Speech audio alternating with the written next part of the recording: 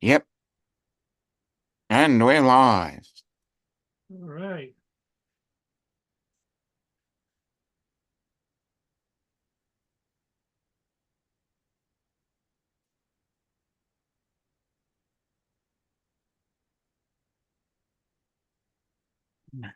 Yep. And we're live. Oh, bugger. Thought I'd muted that. That's what happens. Hey, Laura. Hey, Lance.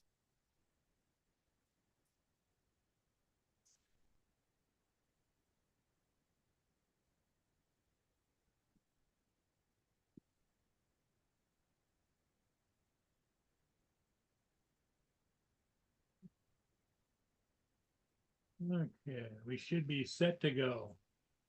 Yep. Laura and Lance are here already. Oh, that's good.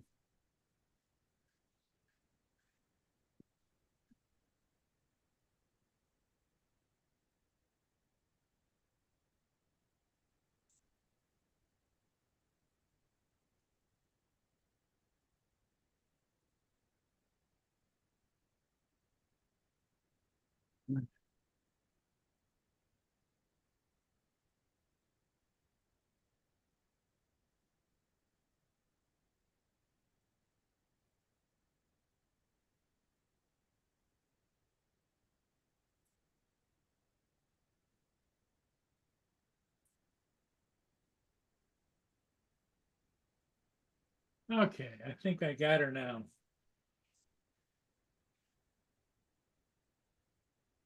Okay. That's good then. And away to go. Hello, Mark.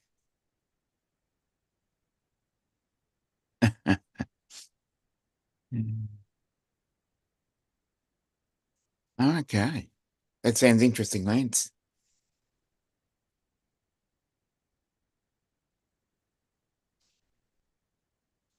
Well, Laura, how's David doing, Laura? He's still Yep. in the hospital?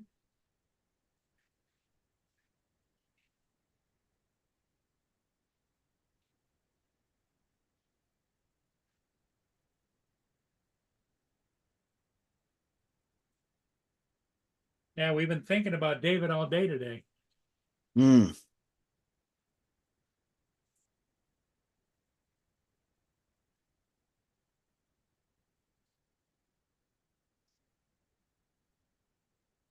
Drone shots. Hey, how you doing?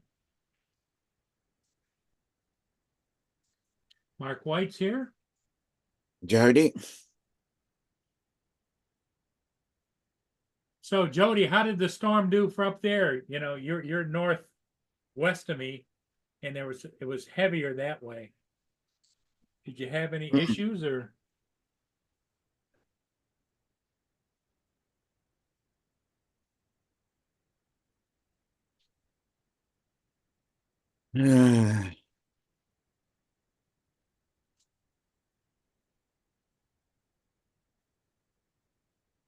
Ignoring doctor's advice. Yep. I've been down that path.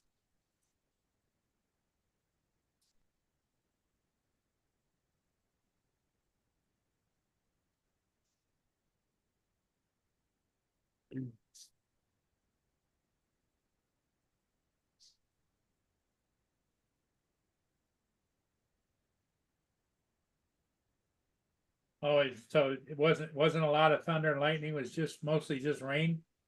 Okay, Okay. Jody, that's good. To feel amazing. Hmm.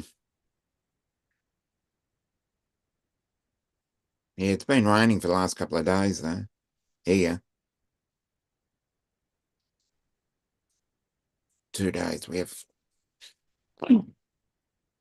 had some sun at least, so that's a good 5 to start. 6 inches of rain. Oh my. No, I hope it goes to the areas that need it.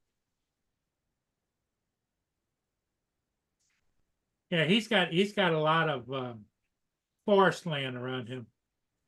Hmm. That area up Okay. there. Hello, Gentlemen, Joe. Good oh, evening. good morning. Good morning. Good morning. Good evening. Good afternoon. How is you, Joe? Exactly. I'm Iz. Anybody hear about David? He's good or No, bad? we What? were asking about it, and As far as I know, he's he's still at the hospital. no, as far as I know, he's out and he's fixing Laura's computer. Oh, he's working on her computer. Okay. Oh, Yeah. Lord, I mean, that means we got to deal with Laura. Yeah.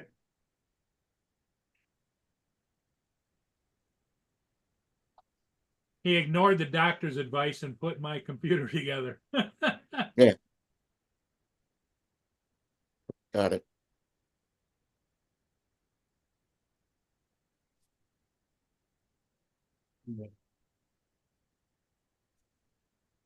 Okay. So your property is higher than the rivers and streams up Oh. there. Okay. You got 5 or 6 inches of rain up there.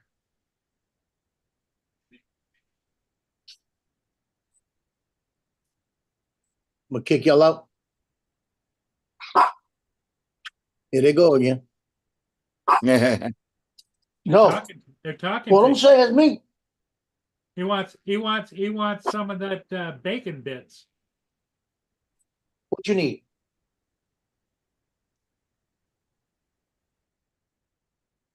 Watch this. What you need? You need a treat? Huh? You need a bacon? I didn't ask you. I did not ask you. The other one. Well, you got to share with them all, Joe. Only thing I want to share is that door. Kick them all out. Sit You them Under in the my talk, house. feet. you talk tough, but you wouldn't know what Yep. to do without them being there. Okay. Sending them all to the pound. Yeah. And the dog catcher come here. I ain't even going there. You need this? You love it? Laura's had something nice to say to you, Joe. She said, Stand "Hi, up. Joe. How are you? I hope your evening is going well." My evening is going well, Laura.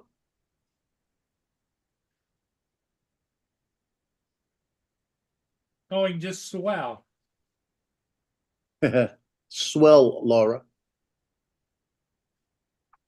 You're right. They trained me well.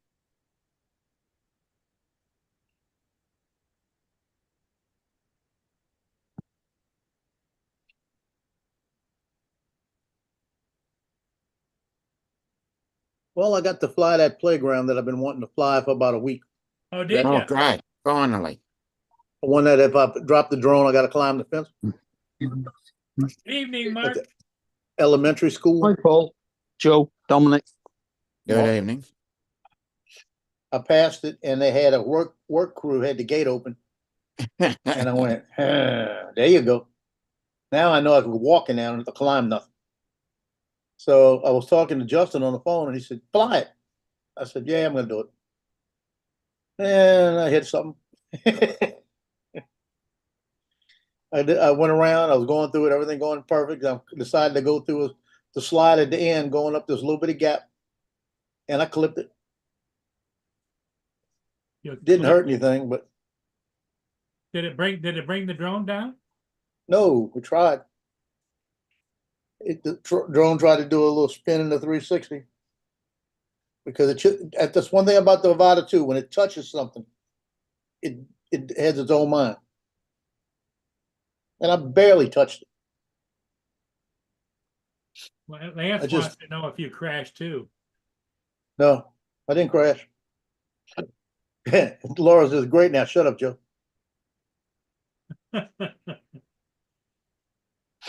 No, I spun it around and got control of it and brought it back, and I cut it off. You cut the video off mess right with there where I rocks went or through. anything, or I didn't damage anything. Like I said, barely touched.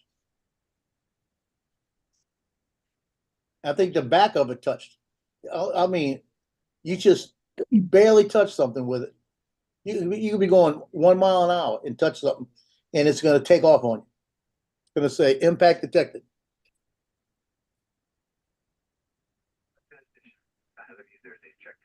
See, that's what scares me when I'm over water and I'm low over water. If I'm going under branches, that gets me nervous because if I touch that branch, I don't know what it's gonna do. Yeah, it's temperamental. You're right. It is. I didn't crash. It stayed there. I was getting ready to walk over there to get it. I had a feeling it was going down.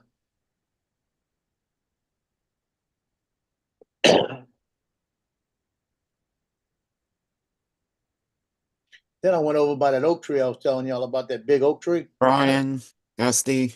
Hey, Brian, Dusty. Yeah, I went under that oak tree on the lakefront, that big one. That's like got about a 50-foot canopy.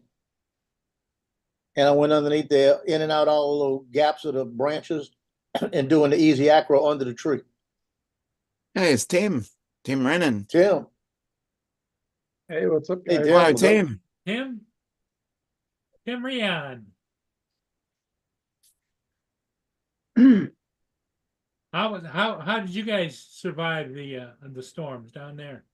We just got a lot of rain. Just a lot of rain, yeah. Yeah, we didn't, a little bit of high winds, but I was at work. So, I had to drive through a lot of water to get to work. Hmm. Everything, through Detroit there, just in that area, just floods. Our lot floods, although it wasn't too bad this time, but yeah, just a lot of rain, some wind, but it was probably 20, 30 mile an hour. It wasn't that bad. Yeah. Well, good. Yeah, drone shots up north said he got 4, 5 or 6 inches of rain up there. Yeah, I don't know what we got, but they were calling for a little over 2. So Yeah, that's what they were calling here for like 2 to 2.5 inches, but yeah. he's up in northern Michigan there, just north of Bay City. And he got 5 or 6 inches of rain, and I could see it because as it was moving, that was the dark color right there. Right. Hmm. Yeah, I think in Monroe County, I think we got a little easier because it kind of was more to the west of us and north of us the way it was spinning. Uh-huh. And we got a little bit of a dry spot here, but I think Detroit got more than we did. But I was either sleeping or working, so I don't even know what we got at home. Yeah. I just know my wife said the dogs don't want to go out because they think it's pouring because they can hear the rain and you could hear we're just about on Lake Erie. The waves lashing. You could hear the waves and that, so it sounded like it was pouring, and neither dog wanted to go out. Well, my Mia went out, they've got this little deck kind of thing off the back door and then steps going down. She went out there and it was misty rain. It wasn't really heavy rain. Right. Turned around, looked at me and came right back in. Said, no. Yeah. Hell no. This ain't gonna happen. Yeah. Oh, Yeah, it wasn't too bad. I was expecting more the way they were talking about it, but I didn't even hear any thunder or anything, just a lot of rain and a little bit of wind. That's good. Yeah. Dominic's over there in the cold weather now Australia. yep. We've just scraped together 50. 50 degrees. Dominic, as you can tell by all the layers he's got on, Yeah. he doesn't like the cold. Say that again. 50 He degrees doesn't- is great. He doesn't like the cold. One more time, Dominic. He doesn't like the cold. Yep, I don't like it. He doesn't like it. Did you hear that too, Joe? What did you hear? I heard he liked the coat. Oh, he likes the cold?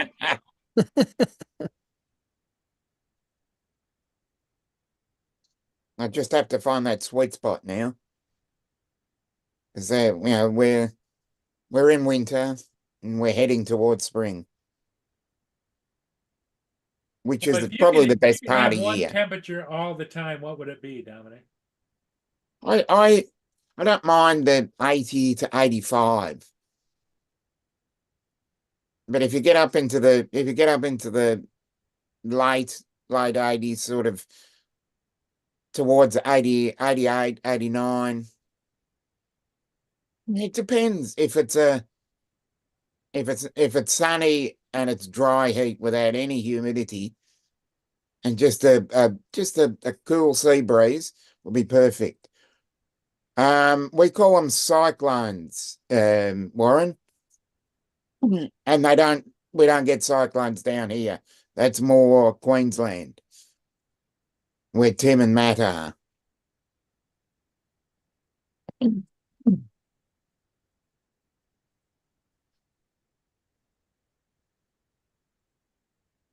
Yeah, I don't mind the high 80s, but once you start getting into the 90s and the hundreds and the 110s, no. Yeah. Especially if it's humid. Yeah, Yeah. Now is yeah, we're mostly glad the when humidity's here. when you're down there, Dominic, is it mostly like in your summertime, really humid and not so much in the wintertime, or what? Uh, no, probably January we get a bit of humidity where it's like 80, 85, and the humidity is stifling, but rarely get that. For the whole, let's say for the whole 3 months, it's pretty much dry heat Okay. where it's dry heat and a warm wind, and there you can get periods of the time where you do probably 3 or 4 loads of washing and they're dry in an hour. Now, do you just hang leave it in the it? Do you sun. hang your clothes out to dry? Yeah. Oh, okay. I use the dryer. I do have a dryer. I use it occasionally, but once it gets warm, I don't use the dryer. Well, that makes sense.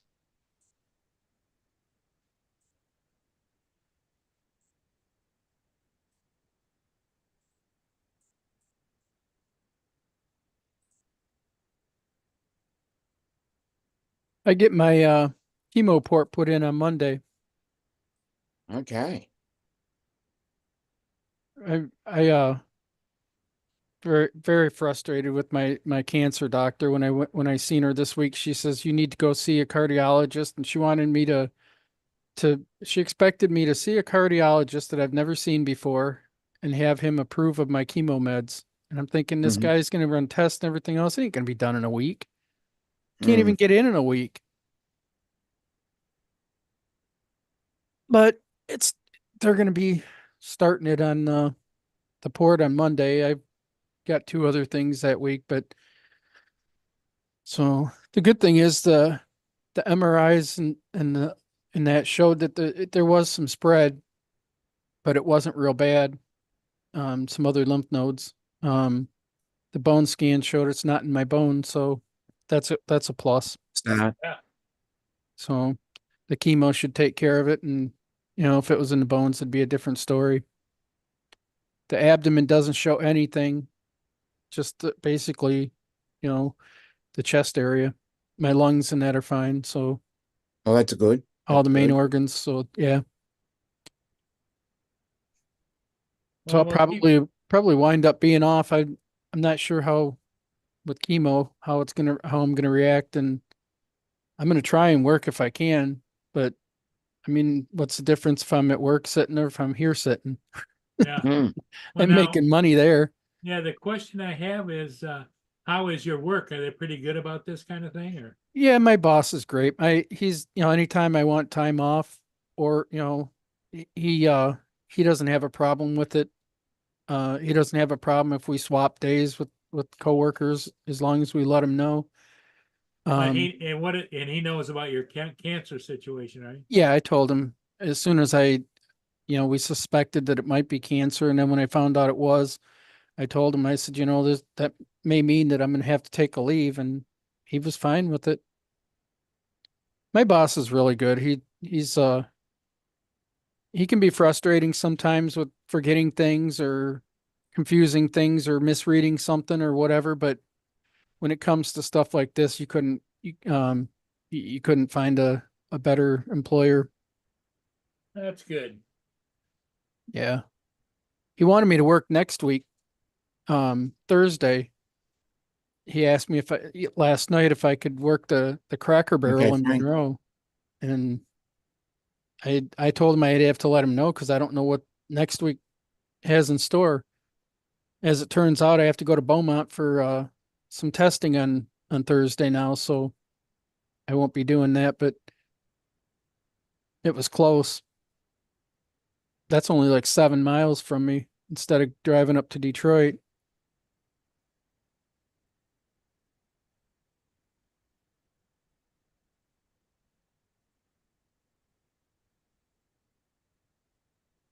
Well, do whatever you got to do, my friend. Oh yeah, that's the plan. I said that from the beginning. You know, I told him, I said, I don't care if it means taking time off, later in the week, if you put it off, the longer I put it off, the more that stuff grows. And, first opportunity, I'm taking it. And he was fine with that. Oh, good. That helps when you don't have to worry about your job, Yeah. because you got enough on your mind just thinking about the situation. Yeah, really. Yeah, he's really understanding, so I'm just hoping it doesn't cost me too much time off. I don't want that, but we'll get through it either way.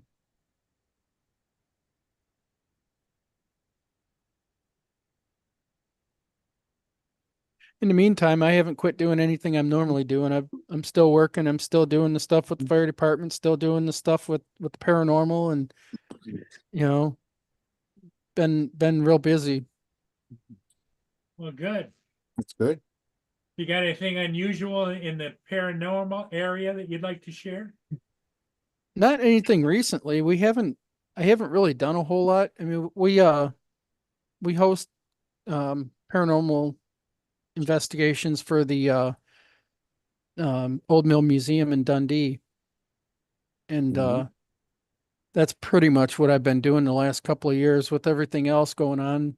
I didn't really get out and investigate too much, so we're pretty much hosting. Is that prevalent enough that that somebody's always maybe investigating something or? Yeah, yeah. They have a lot of activity down there. We've been hosting the investigations for them since 2011.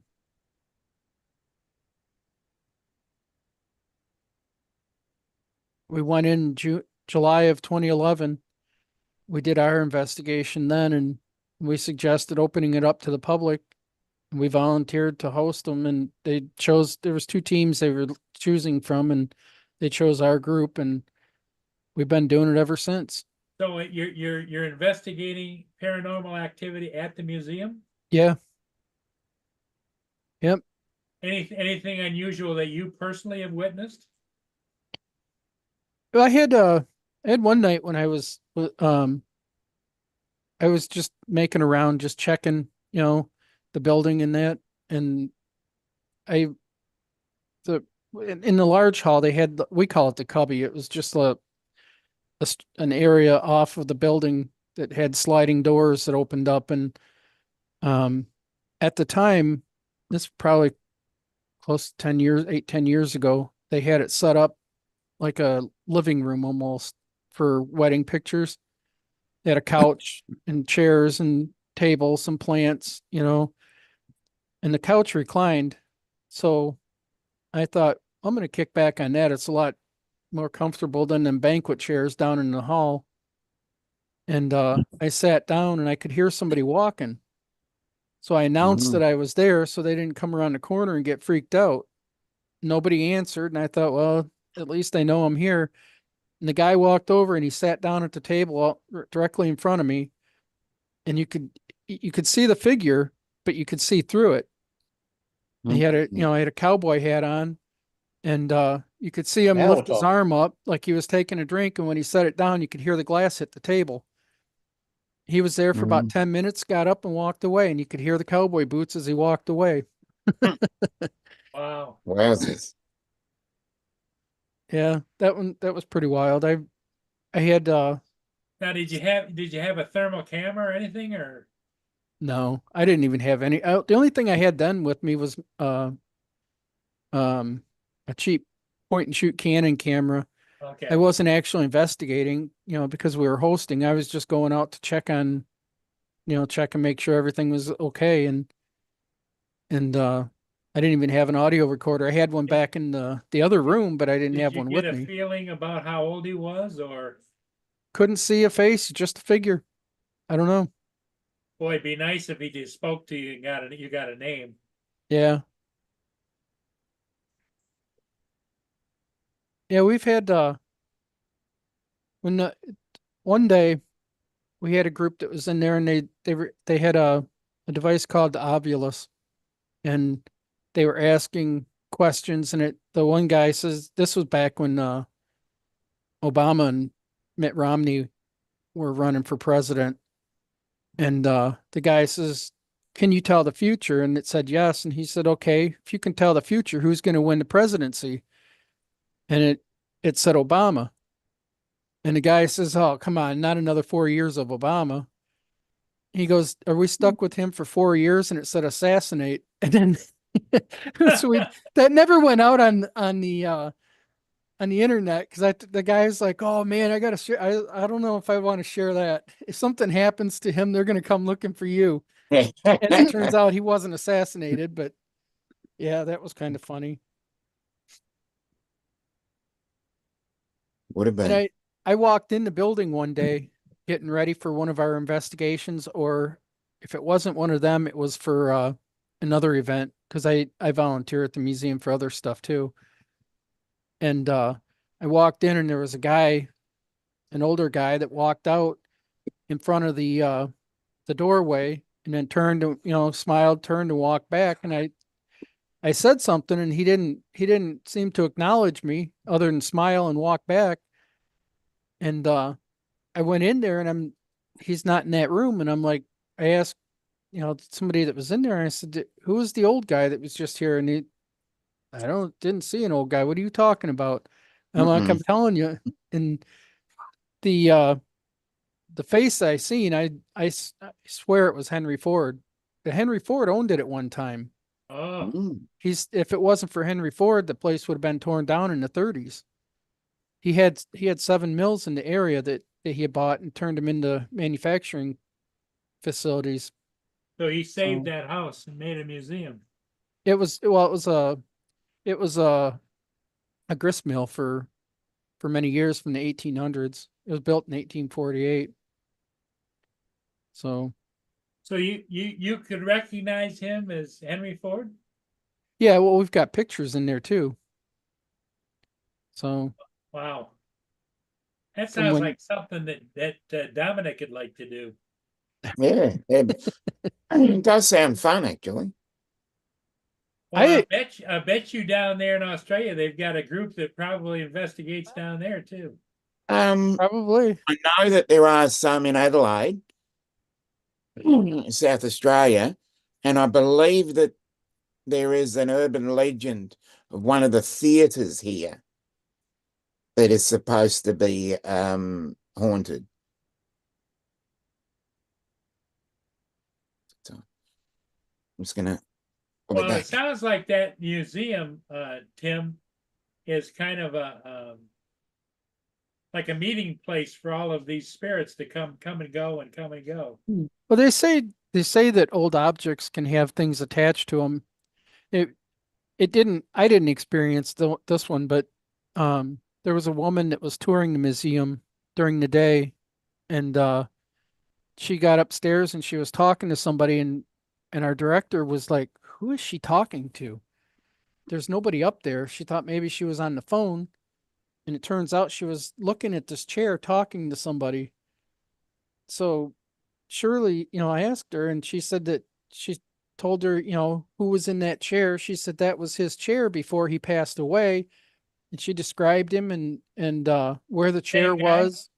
And as it turns out, it was her dad. Oh, Wow. That's why she was so curious. And she said she described my dad to a T, and the porch to a T, where the chair sat for many years before we brought it here. I got a question. And when you saw that cowboy, was it what color? Was it in any kind of color or just like Well, it was in the translucent? dark, so it was just a figure. There wasn't really Mhm. color. It was kind of almost like I don't want to say black because it wasn't really black. It was kind of like a grayish, just a dark figure. well, was it like two-tone different color? In other words, like, was the hat darker than the face or? Not really. It was kind of, the hard part is there's a door straight ahead, so it's kind of light on the other side, Yeah. because there's a little bit of light coming through that doorway over there, but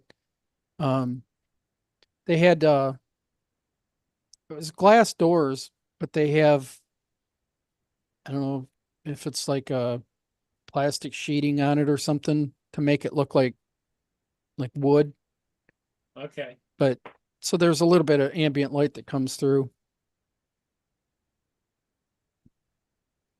Well, the reason I asked, Joe, I'm curious. in your travels, Joe's down in In New Orleans. Louisiana, Huh. and I would imagine there's a lot of spiritual things going on down there. Oh, I would imagine. I've heard stories. Well, my big question with the color is that, have y'all ever had some kind of image and it had like a color to it? Oh yeah. Yeah. It's not uncommon to see what they call shadow figures, which is more like a dark, like a blackish or gray.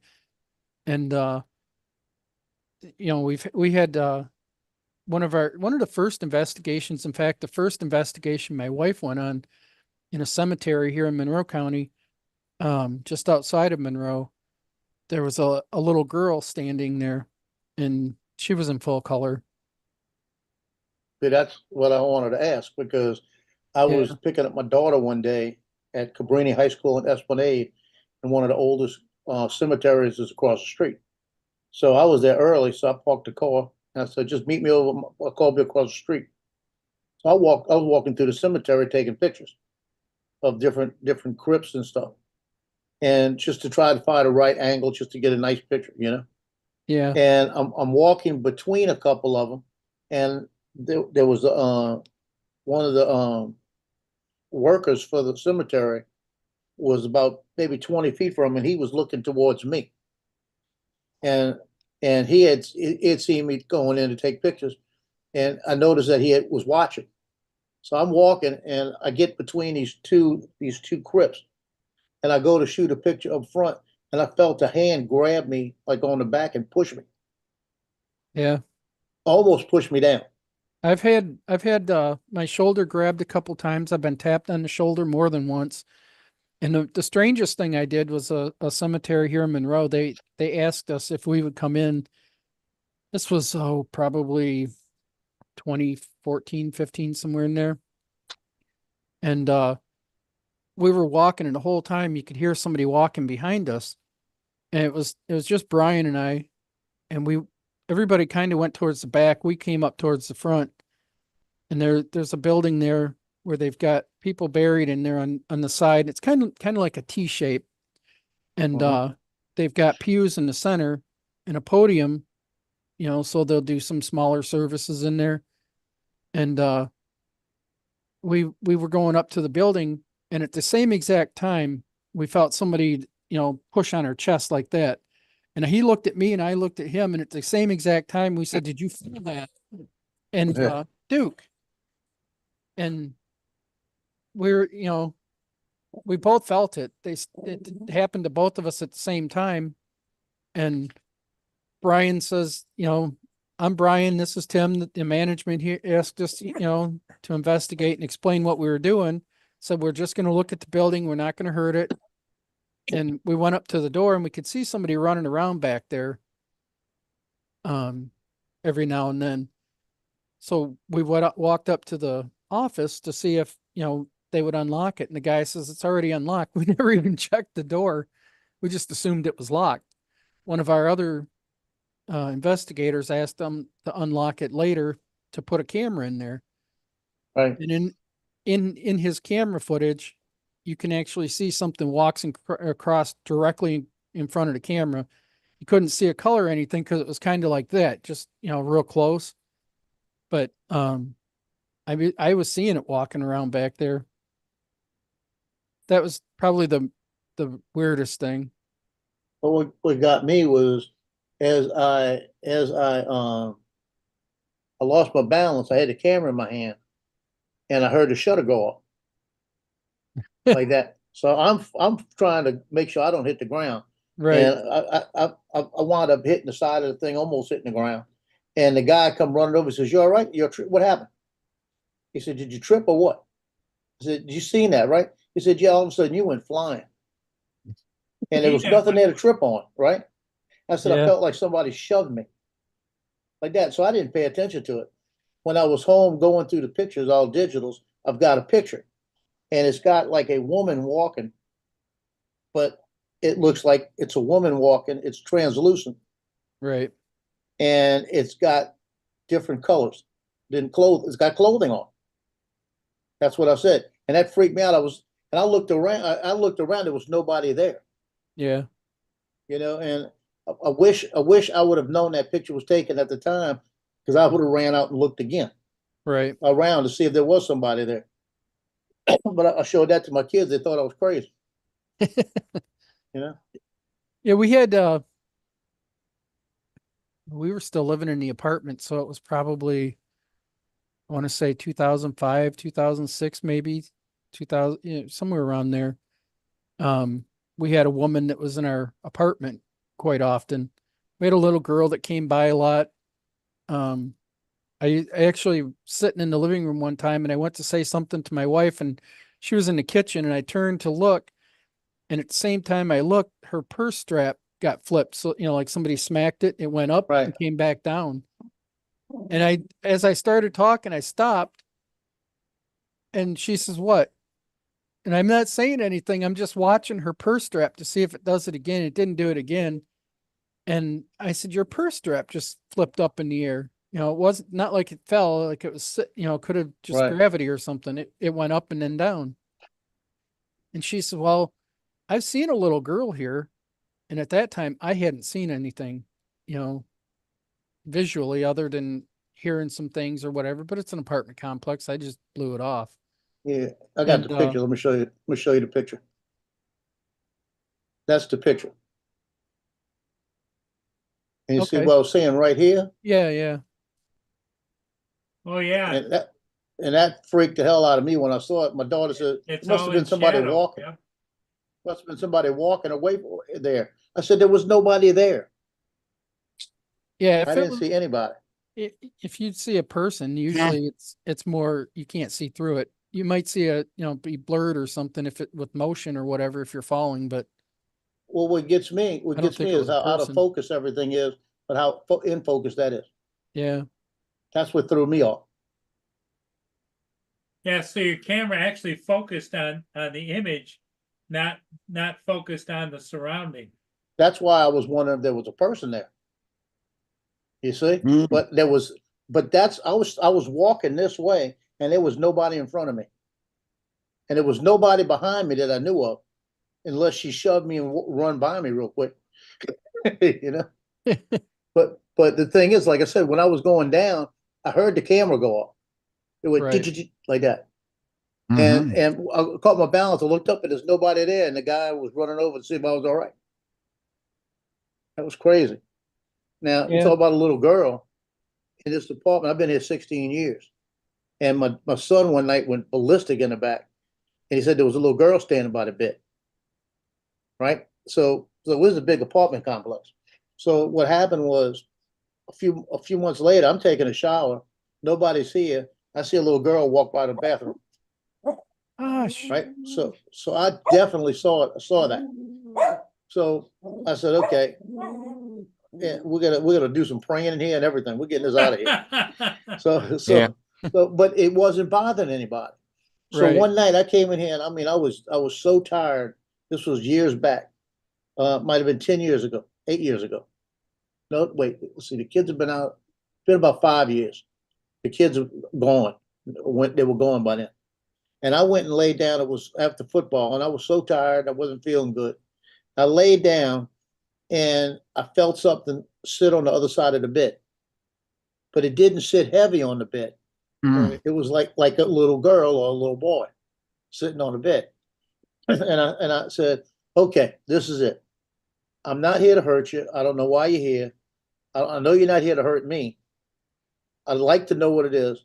I said that. I said, I'd like to know what it is. I said, because I'm not here to be scared. I don't want to be scared of you.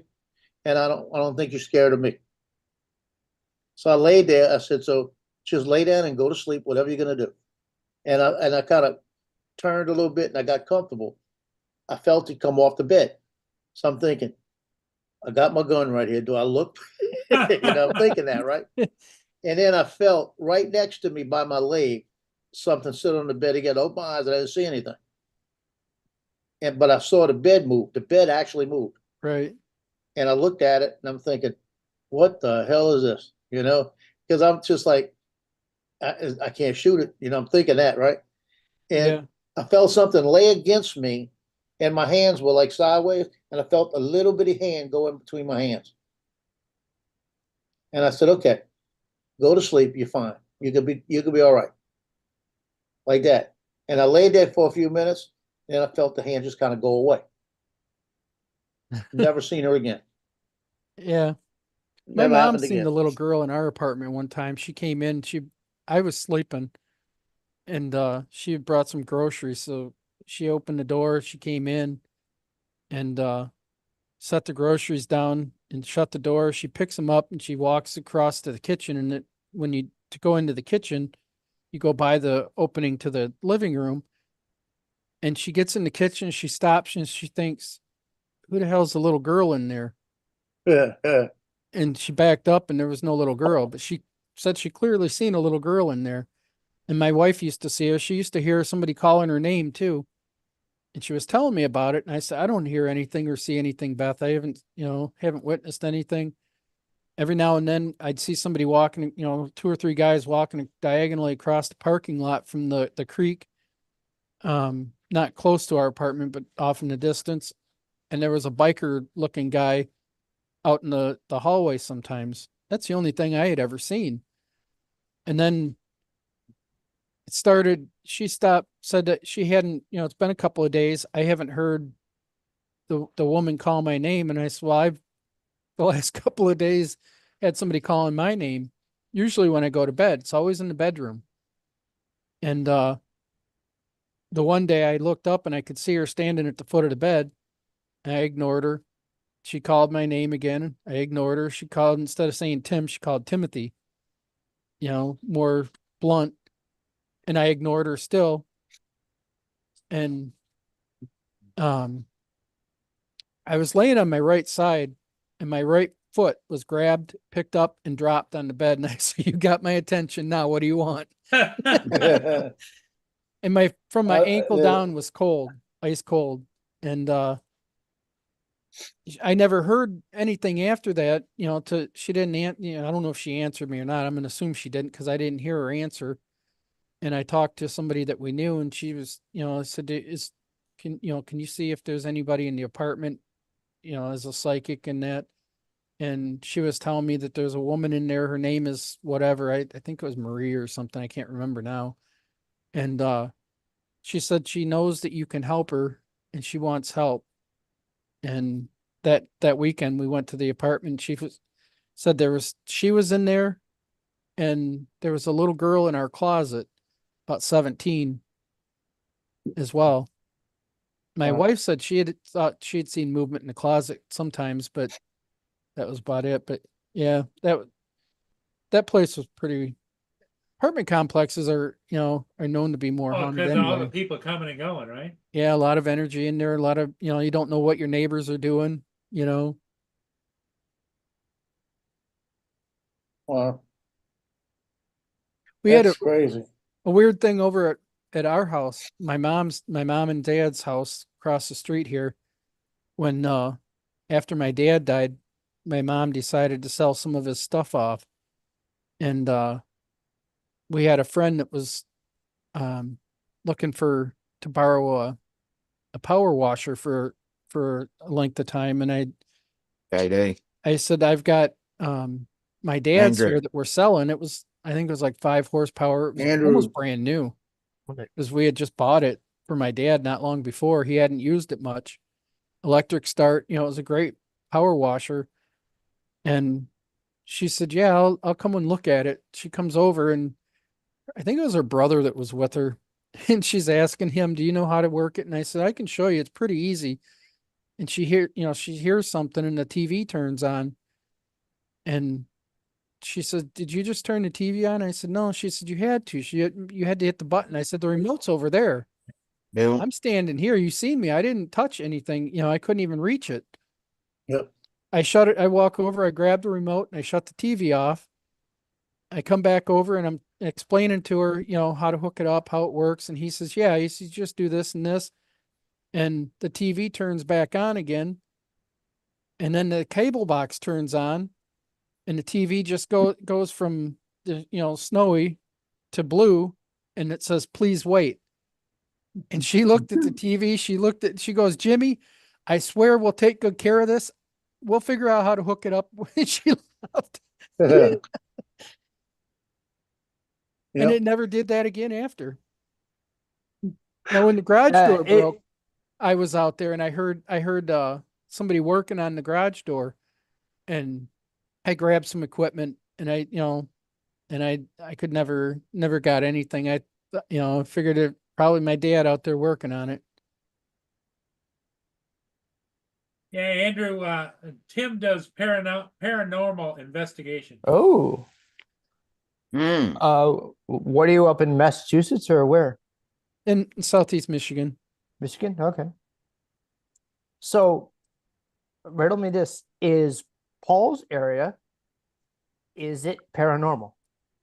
I would have to say anywhere you go is. Anywhere in the world is paranormal. You just have to be aware of it. A lot of people probably experience things and just brush it off like I didn't see that. And JD, see, somebody said Savannah is haunted, and yes, I can confirm Savannah, Georgia is haunted. Yeah, Savannah, they say, is really They Really have- a hot zone. yeah. But there's quite a rich few- history in Savannah. There's quite a few old buildings in which they say there's ghosts happening, Yeah. and one of them being a jail. Well, Joe, you could be a paranormal investigator down there in the New Orleans area. Oh, hell no. So more than I wanted to see.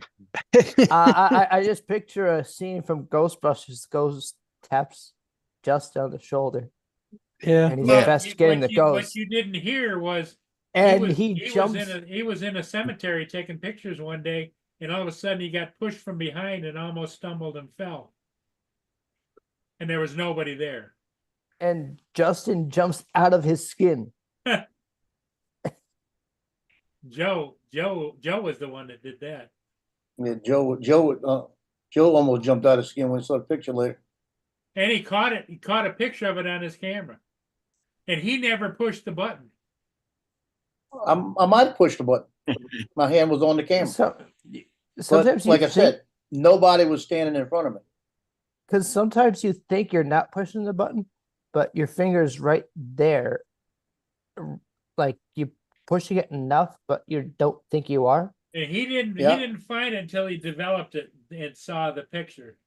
Yeah, when I got home, I went through it was all digital. I didn't even think about looking at it out there. Yeah. Tim, who crashed? What do you mean? Your background is Oh. ambulance. That was from June. What the heck date was that? That was from early June when I took the truck out up to Melvindale. They have Melvindale days and they do fireworks and they close some of the streets off and we had to direct Yeah. traffic. Tim also works volunteer for the fire department. Oh, nice. I'm a member of Frenchtown Fire Department's community emergency response team. So we're asked for assistance for to help them with the event, and we took Yes, the truck Justin. up there. And that was one of the pictures I took. As long as you're not far, right? Good evening. It was about a half-hour drive. You know, if you're in if you're on vacation in another state, call comes in. No, we don't go. Well, you kind of can't really go. No, we don't go to anything. Yeah, the only thing we've done, as far as that is, and some of the bigger fires will get called in to assist on scene, but we don't go to. You get called in for just like standby, right? Well, what we actually do, we're not actually firefighters, so we don't actually fight the fire. We help on scene. We do firefighter rehab, assist, with the families, that type of thing. We don't actually fight the fire. We were trained to, for the fire hydrants to open them and close them, things like that. But they were going to train us they've trained us with the hoses a couple times to do, maybe some light sprays outside, but So like your added manpower. yeah. Sort of like a But support what if you're the only building and one? support. What if your department's the only one that can get on scene? Quick. They'll already be there. I don't respond as an emergency, so we're just for assistance. And like a lot of the events, like the first weekend of June, we do first aid and that for the Relay for Life. And then I did it June 22nd as well for a 5K race. We're just there to offer first aid. Now the 5K, it was in the 90s, so it was pretty warm. So we had a cooling station in case anybody got overheated, that type of thing. It's not usually 95. No, Paul, does it usually get 95 up there? No, not much. Hmm. Maybe 8 or 9 days a year or so. 89 to 90. Maybe with the humidity, it might feel like 100, but Justin, I hear it's almost cooking down there. That's Florida, Florida. to be expected. So Your Justin, Ghibli- have you got any paranormal experiences? Hold on, what the fuck are we talking about here? I came in. That's what we were talking about, Uh, paranormal experiences. No, Yeah, I've he's never a- had any. Tim not- Rehan does paranormal investigations. I have always been interested in that. And wouldn't mind going with somebody to do that at Johnny. some point. Johnny, But I've never actually Johnny. experienced. The only weird thing I ever experienced, like I said, I've actually said this before, but the only weird thing I ever experienced was at my dad's house one night. I thought I heard my dad call my name from his bedroom, but he wasn't home. But that was back when I was a teenager. And supposedly, the guy that owned my dad's house before died in my dad's bedroom oh, before he bought it. But Yeah. I never Mm. did experience anything else after that or anything, so. Hmm. did your dad, any clue if your dad experienced anything strange in the house? Nah, he never said, so. I never told anybody in my family about that. I actually got freaked out and called my mom and she came and picked me up because I was like 13 or 14 at the time. I was home by myself. And I called my mom and she came and picked me up Well, because she lived a couple miles from my dad's house. So. Tim can probably tell you, Justin, if you're interested in that, there's probably a lot of different people in your area that are doing paranormal sure. investigations. I mean, Yeah. like I said, I'm not gonna say it ain't real, but I've never had experience to where I can like legit say it's real, but I've always been curious on that. I've always liked going to graveyards and stuff and looking at old graves and stuff, so. it's always See, been for a me, thing I like to never do. really believed it. I I didn't think that wasn't 100% convinced that it was all Don't you dare climb on that nothing. couch. But I wasn't convinced that it was actually something either. And when I was working for a different company doing security in Toledo for a while, Come and on. then they opened a lot up here in Monroe, and we had a Thank lot of you. strange things happen. Go I'd on. see people walking on the lot that weren't there, and after several times of that, somebody said, "Well, you know what it is? It's a ghost." And I'm like, "Yeah, whatever." No, I'm serious. Well, long story short, I decided one time, okay, I'll go. And found a group that was doing investigations. I thought I'll see what happens. And we were just Good walking. kids. There was only two of us. We were talking, just Yes. casual conversation. And then a third voice comes in and says, "Hello." And we didn't hear the voice, but it was clear on the audio. It said hello. Recording. Yeah. And Hello. after that was the first time we'd ever gone. And after that I was hooked. There's obviously something we're hearing. What is it? So Yeah, like I've never started doing actually it. gone ghost hunting, but like I said, I've always been interested in it. Like I've always enjoyed going to old cemeteries and stuff like that and looking at the old graves. Like Dusty. I've always wanted to go actually see Johnny in there being a smart ass. That's all right. No, but actually I've always wanted to go to the graveyards actually where Joe and Johnny live at. Because there's the ones in Louisiana are very historical. Yep. Like then they have really cool looking graves because everything's up on the ground. But Joe, All the occasionally mausoleums. don't Yeah. the graves, don't the coffins sometimes, when there's a ton of rain, they just float away? Yeah, that's Not why here. they're all in mausoleums. Nobody buries underground there. Can't. Some They're places above like ground Homer, it'll mausoleum. happen. The cement. Yeah, Homer, Louisiana, that'll happen to every once in a while. Right, but let me where tell you live at, you can't because of the water table. Right. Now, where I'm at up here, you can. You can bury. I don't know where Johnny's at. Johnny, I'll have to tell you, because he's at that cemetery.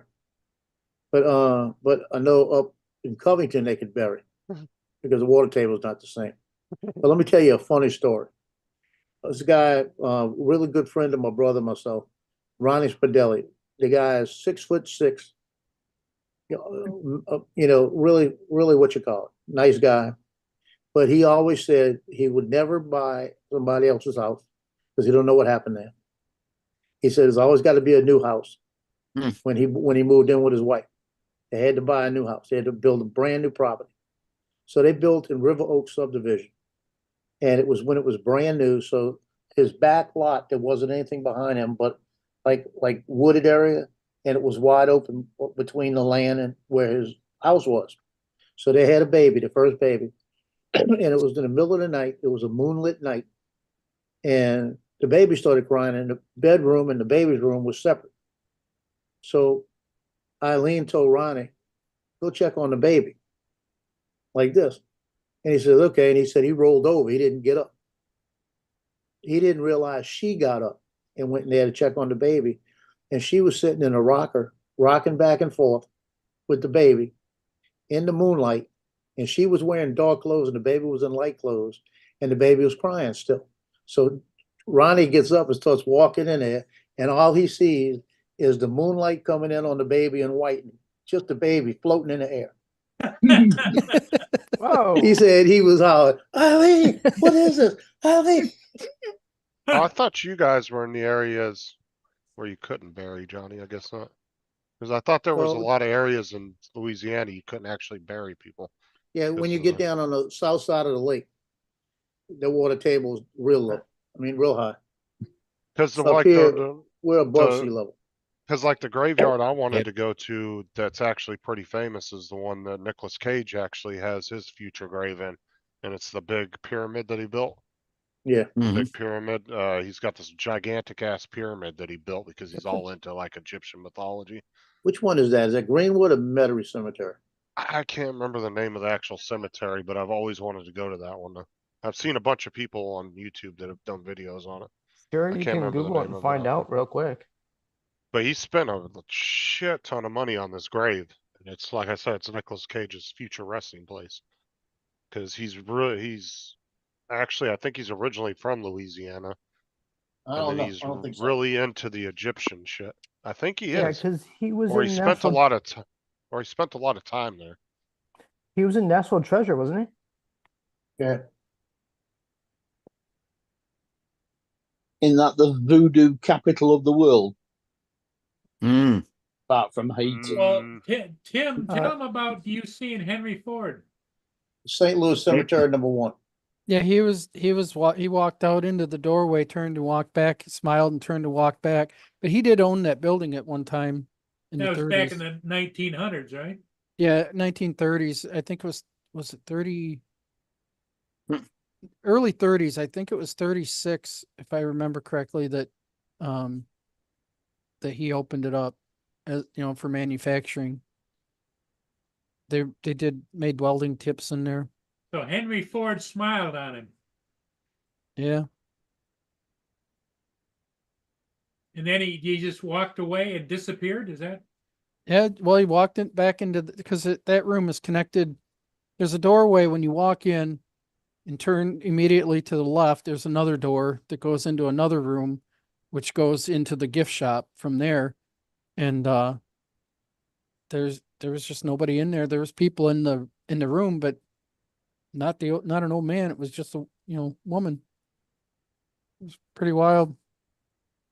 It's And I had weird. just walked into the building. I hadn't even done anything yet.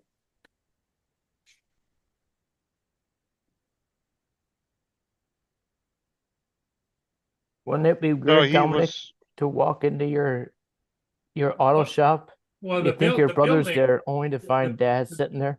the building was owned by him, and now it's a museum. Yeah, So he was. Nicholas. Oh, go ahead. Go ahead. So Nicolas Cage was originally born in California, but I know he had like this big fascination with Louisiana. And that's why he wanted his grave there.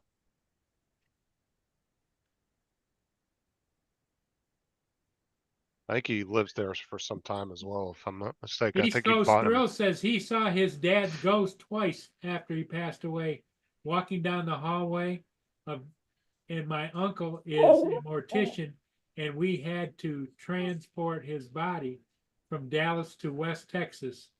And we could see him in the back window waving goodbye. Fuck around, dude. I see something like that and it's on. I'm out. That's It scared the hell out of me if I saw my dad's ghost. He's not dead yet. Oh, okay. Mark So would have his jumped out of his dad's skin. ghost waved goodbye as he was being transported away.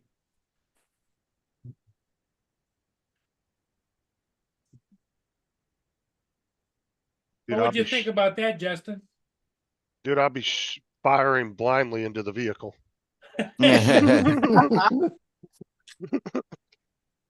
Well, you guys see there's a Screaming, bunch of die, you bastard, die. No. that is, like I said, I've heard so many stories from people over the years.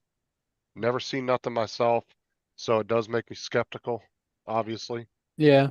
I do have some skepticism about it. And I do like watching like people's like videos on YouTube and stuff, but these days it's hard to tell whether something's authentic or not, right? Because Yeah. especially Or now with the introduction of AI, you're not gonna be able to tell a fucking thing from real from fake, nothing. Yeah. Unless they come up with If you'd some like kind to of, True. join the panel, come on, join the panel and tell us about the whole story. He says That's that's the the- short version. Dusty, get up here. you know, unless they come up with an AI program that can read the like metadata in a video or photo and be able to tell that it's AI Well, generated. now with the electronics you But- have, Tim, you've got all different kinds of ways to record sound that you can't hear with your ears, and Yeah. and thermal imaging cameras and all kinds of things. Well, this is the thing. Back in the, like, say even 15, 20 years ago, right? If you wanted to make a Hollywood style movie trailer, you had to have some kind of editing experience and Hmm. be really good at it. Like you could just wasn't something an everyday person could do. Now with all these new editing programs and AIs coming out, dude, any jackass off the street can just punch into an AI and it's going to get better and better. It's not Yeah. quite there yet, but it's going to get to a point where they could just be like, make me a movie about zombies, and the fucking thing will spit out an entire movie, 2-hour movie for them. You know, that's the way it's going to be eventually. East And, Coast, East Coast says he's got a 23-year-old daughter that's thinking about becoming a mortician.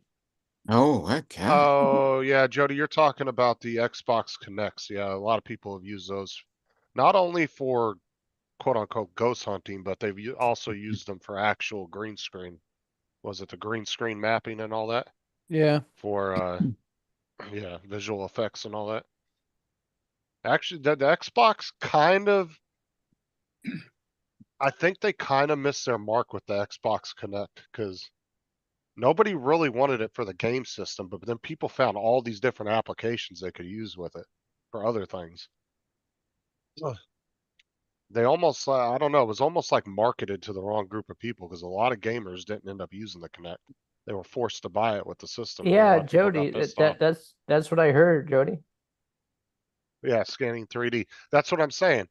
Xbox came up with a really cool technology, or implemented it at least to the masses, but Good the problem question, was Warren. everybody was forced to buy it with the Xbox, and 90% of people who bought the Xbox didn't want the Kinect. Yeah, because some of the So- 3D scanners, they're like 300 to 600 bucks or more. But like I said, there's been tons of people that have found dozens of different applications that those things work good for. You know, Yeah. whether you want to go to the more paranormal side, and then people have found, you know, actual real world applications, more real world applications for it. Like you said, 3D printing, stuff like that. What movie did you do your short based on there, Justin? Oh, that was oh fuck, what was the name of Was, that movie? was it Bad Boys? No, it was the one about the two friends that start running guns for the government. It's got hold on. Can't remember the damn name of it now off the top of my head. I think Randy Madprops could do with somebody to help him contact somebody from the dead. It was War Dogs. Yeah, his computer. Yeah, his laptop's just died.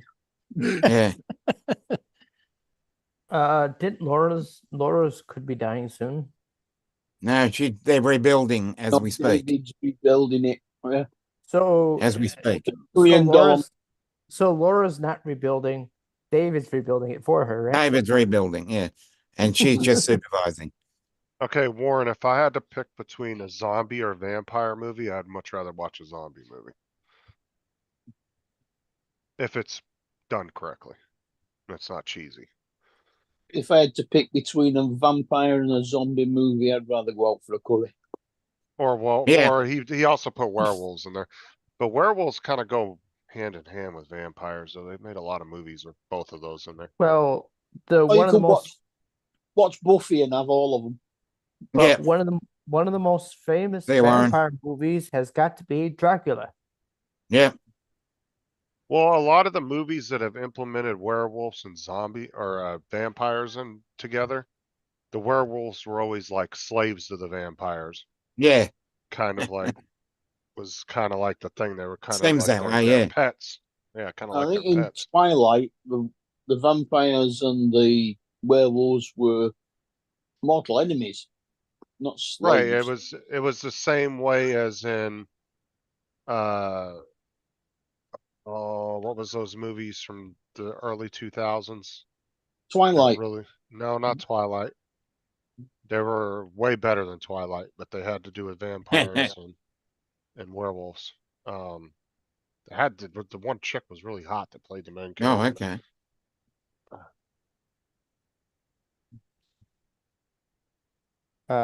Gray something.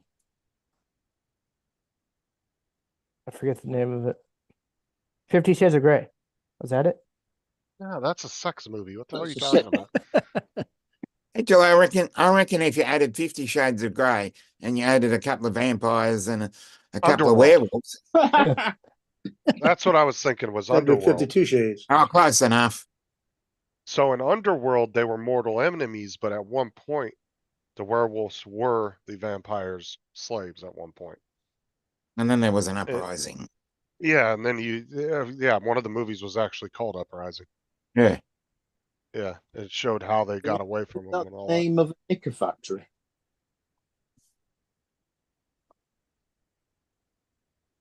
And I want to think that was kind of the same premise Blade went with too. I want to say there was werewolves in Blade too. Hmm. It's kind of the same thing. Can't remember. I think they worked for like the vampire or the werewolves like worked for the vampires in Blade, I think, if I remember correctly. It's been a long time since I've seen those movies. Bram Stoker's Dracula. Yeah. Yeah, Dusty. Buffy was good. Buffy the Vampire Never- Slayer. Was never into Well, he Buffy. did write it. Yeah, that's what I mean. The original. Bram Yeah. Stoker. Yeah. Buffy kind of to me came off like Twilight. It was like a Yeah, vampire Twilight. and werewolf movie for girls. It's sort of Twilight- like a Mills and Boone version. Like Twilight Twilight was was- it was an okay series. I mean, I watched the series of movies, or the franchise of movies, but it just always kind of seemed like it had that girl element to it. Like it was Twilight kind was of the a more of style a of love movie- story. Twilight was the style of movie you were thinking of. I was thinking of Underworld. I've got Oh, the box set of Twilight. Yeah, Buffy always came off to me kind of more of a. I don't know. I never got Jeez. into Buffy. Paul, do you remember Buffy watching Buffy the Vampire Slayer? Yeah, dude. little bit, not much. Topanga was way hotter than Buffy. Oh, what'd you Yeah. think? Well, I thought it was a little, it was kind of like, to me, Buffy and was about the same era as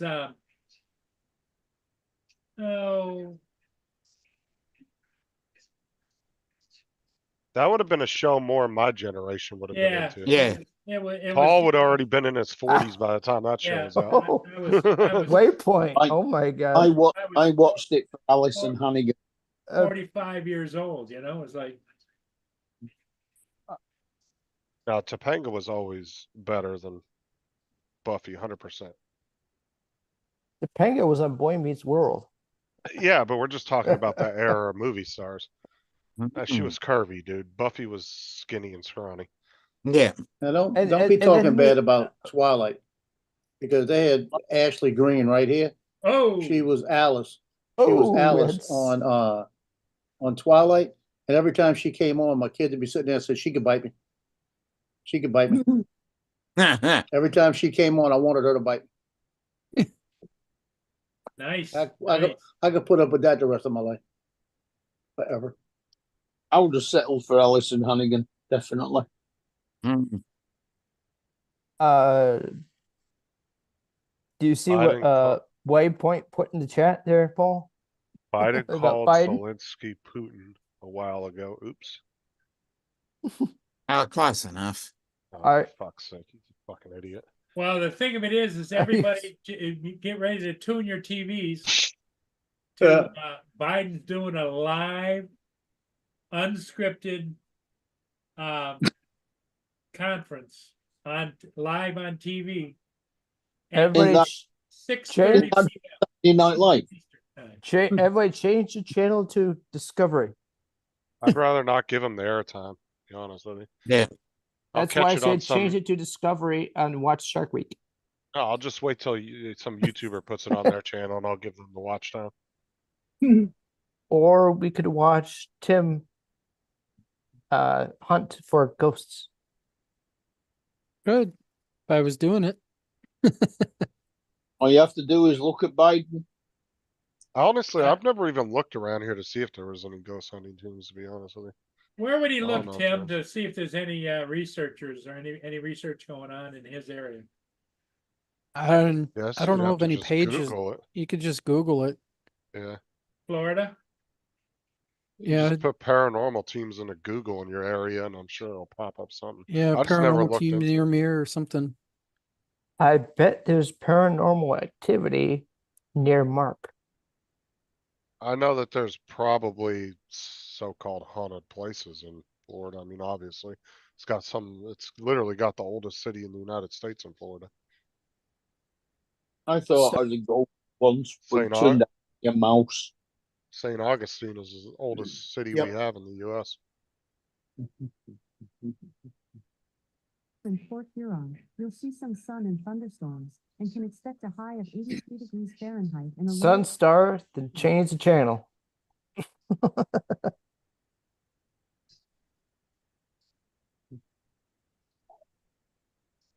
He gets there and he starts talking. And when he starts to go off strip, you'll see him start going. Start touching stuff. Why do they call them paranormal? Shouldn't it be like para not normal? Exactly.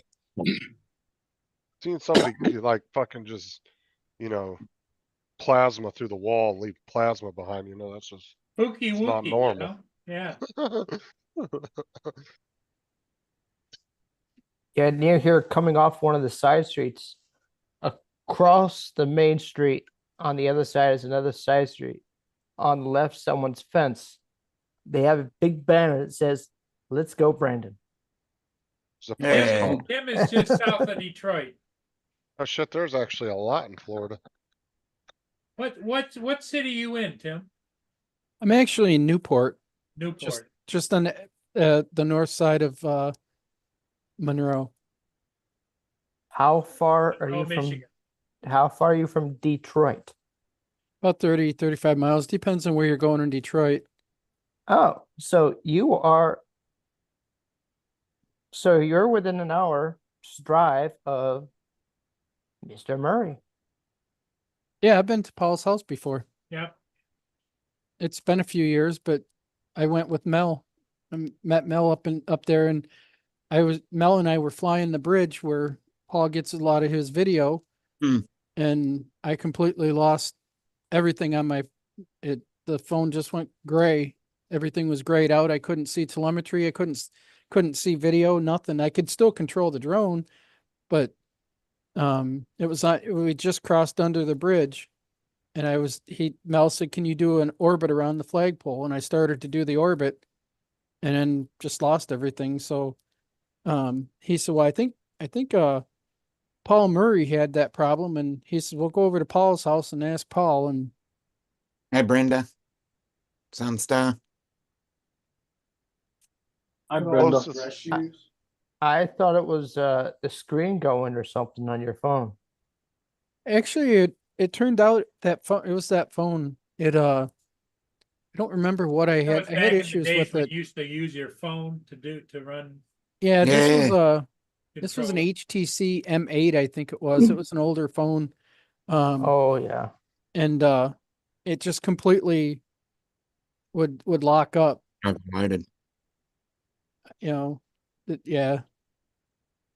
I did Well, once when I redid it, when I did a factory reset on it, I didn't have any issues after that like that, but Yeah, my old Galaxy S7 has like a pink line going down the far right side.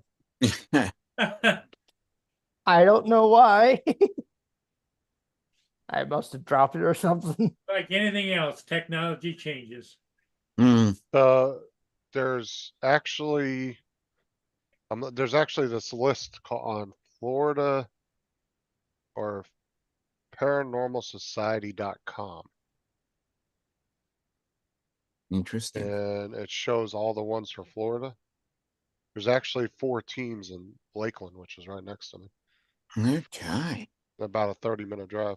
That's the closest ones. I don't see any for Winter Haven. But Orlando's got a shit ton of teams. Orlando and Tampa got a whole bunch. Did you see much for Clearwater? I didn't see anything. Clearwater offhand. I'm going to the thing here. Look at. They don't have them in alphabetical order. Because Florida. Clearwater's Florida. Lakeland's what, 30 minutes from Clearwater? Clearwater's pretty far from me. Lakeland's not that far from me. Lakeland's like a 30-minute drive. But they don't have the damn cities in alphabetical order, which is stupid. Well, that means an individual just put them Oh, up they as do they have found one in them. Winter Haven called the Candlelight Paranormal. Okay. I bet there's a candle. And their website does not work. Oh, no. Yeah. Which I'm wondering if they have a Facebook group then.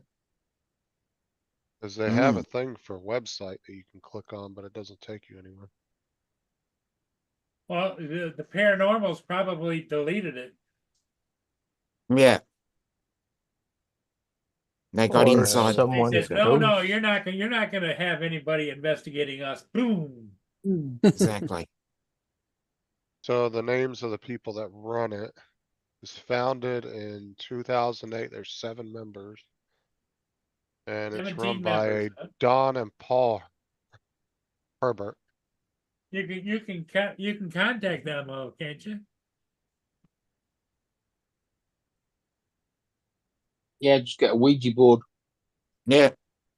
Says, Who knows if details- they're still there? Go ahead, Says Justin. we- What you saying? the detail says we do public and private investigations at no charge with the sole intention of educating the public regarding the paranormal and to give the client a peace of mind. Peace of mind. Okay.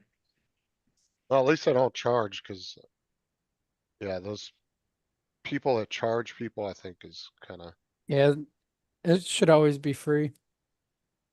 Oh, I say, I wouldn't mind doing happy that. birthday, Jody's mum. Hey, Jody's mom. Happy birthday, Jody's mom. Unless you go to a location, they'll charge you to investigate a location like the museum. We charge $42 a person, and that goes directly to the museum. So our group doesn't take anything. It goes directly to them. It's a fundraiser for them. Like a donation fundraiser. What are you Right. guys doing? Yeah, but you guys are doing what, like, walkthroughs and tours and paranormal tours and stuff like Well, that? we start out, we take them on a tour of the building and explain some of the history and Yeah, some of the- that's reasonable though. I mean, you guys Right. aren't getting any money off of that. and then they have free roam to go throughout the building. They can investigate anywhere in the building they want as long as it's not roped off or locked. Mm. So they have pretty much about 98% of the building, like the office is locked. And then, some of the displays up on the second and third floor are roped off, so you can't go into the display. Now, if they see something or want to check something, we'll take them back there. We just don't want people just willy-nilly going back there. Wandering around. Right. Mm.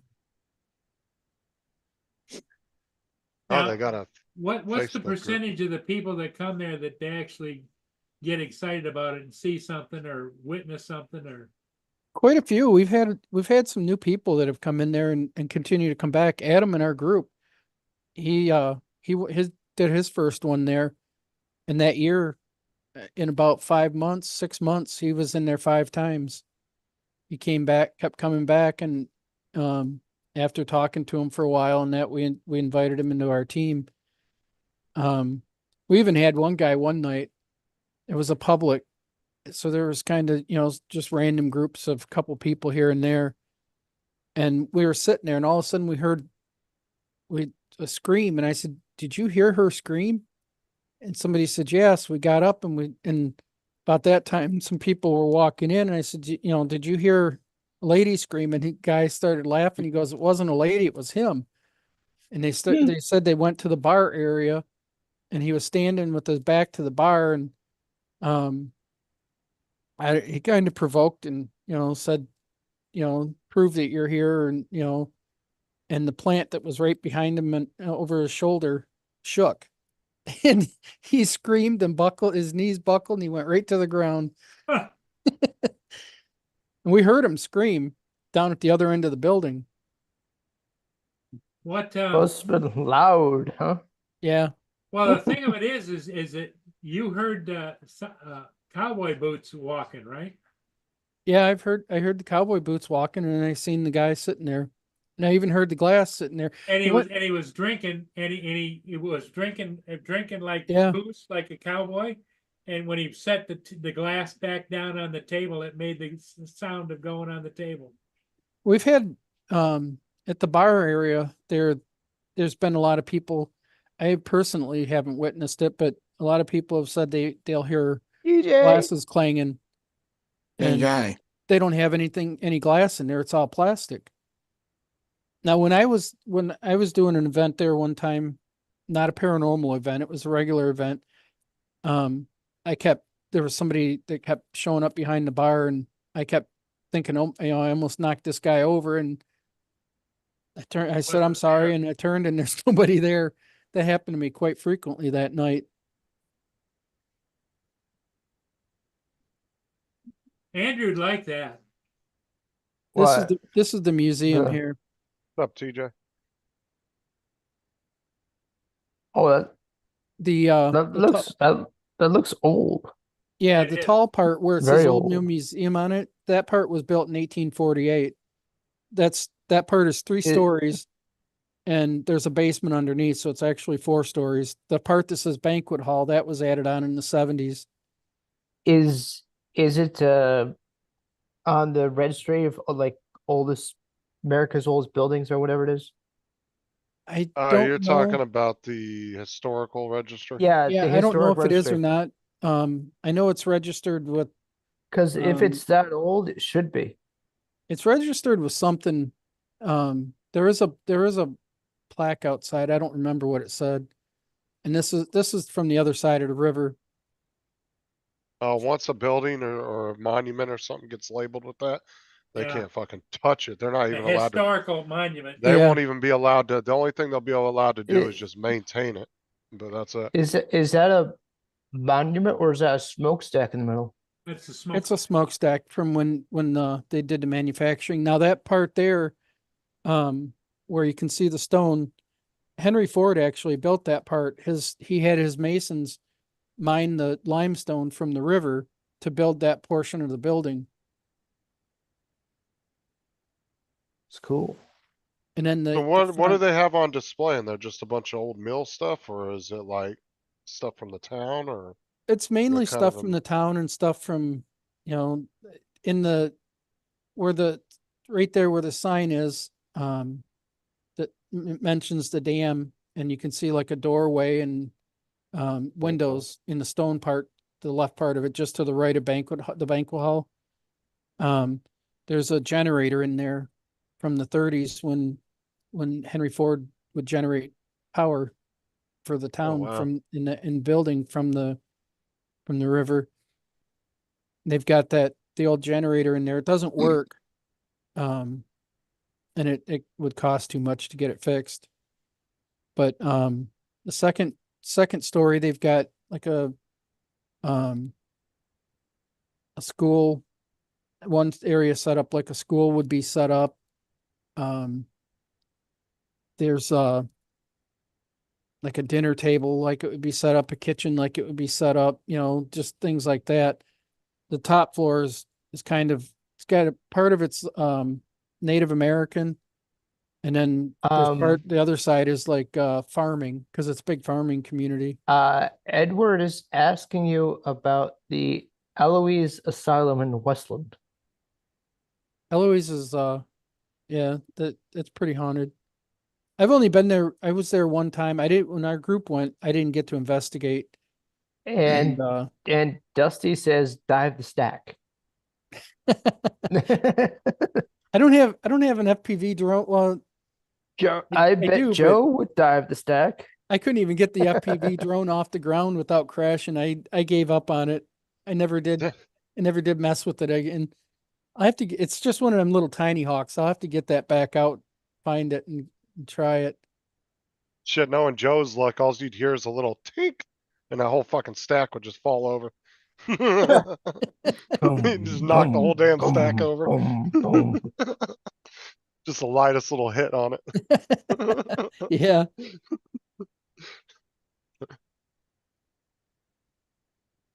Yeah, I only went to Eloise once, and that was to help somebody, and we were getting some, moving stuff around and in the basement, just the one area of the So basement. I are never went into there the building. are there a lot of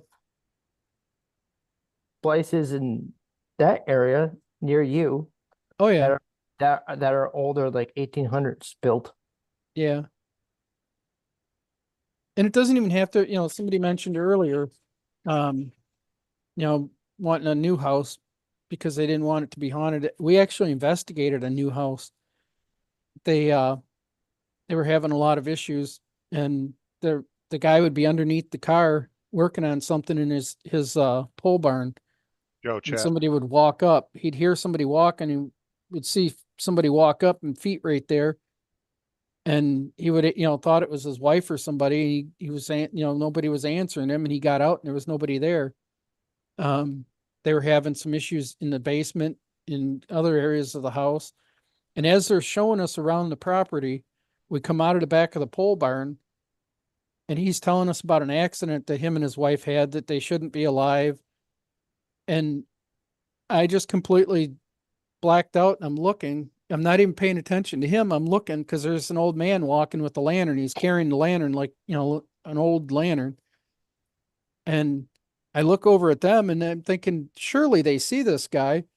And he just keeps talking. I'm thinking, well, maybe they don't see him. And then about the time I was going to say, who is the old guy here? He was gone.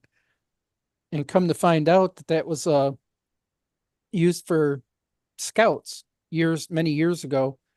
They had some camp thing that they did down there, and supposedly there was a guy that used to come around and check on everybody with a lantern. I don't know how true that is, but that was one of the stories I was told after, and I seen the guy with the lantern, so it would make sense. But that was a brand new house. It was a new build, and they were having a lot of Well, paranormal issues. So it probably was property.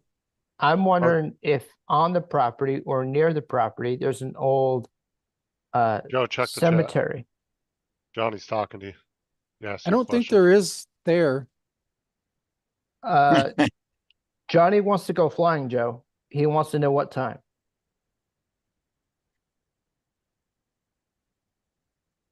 Joe don't like all this ghost talk. He's Mm. getting hearing all that noises in his house now. He's like, the fuck is that? Yeah. Austin. Just turn the camera on and put it on live for the kids. so when you curl up in the fetal position crying, we can all laugh.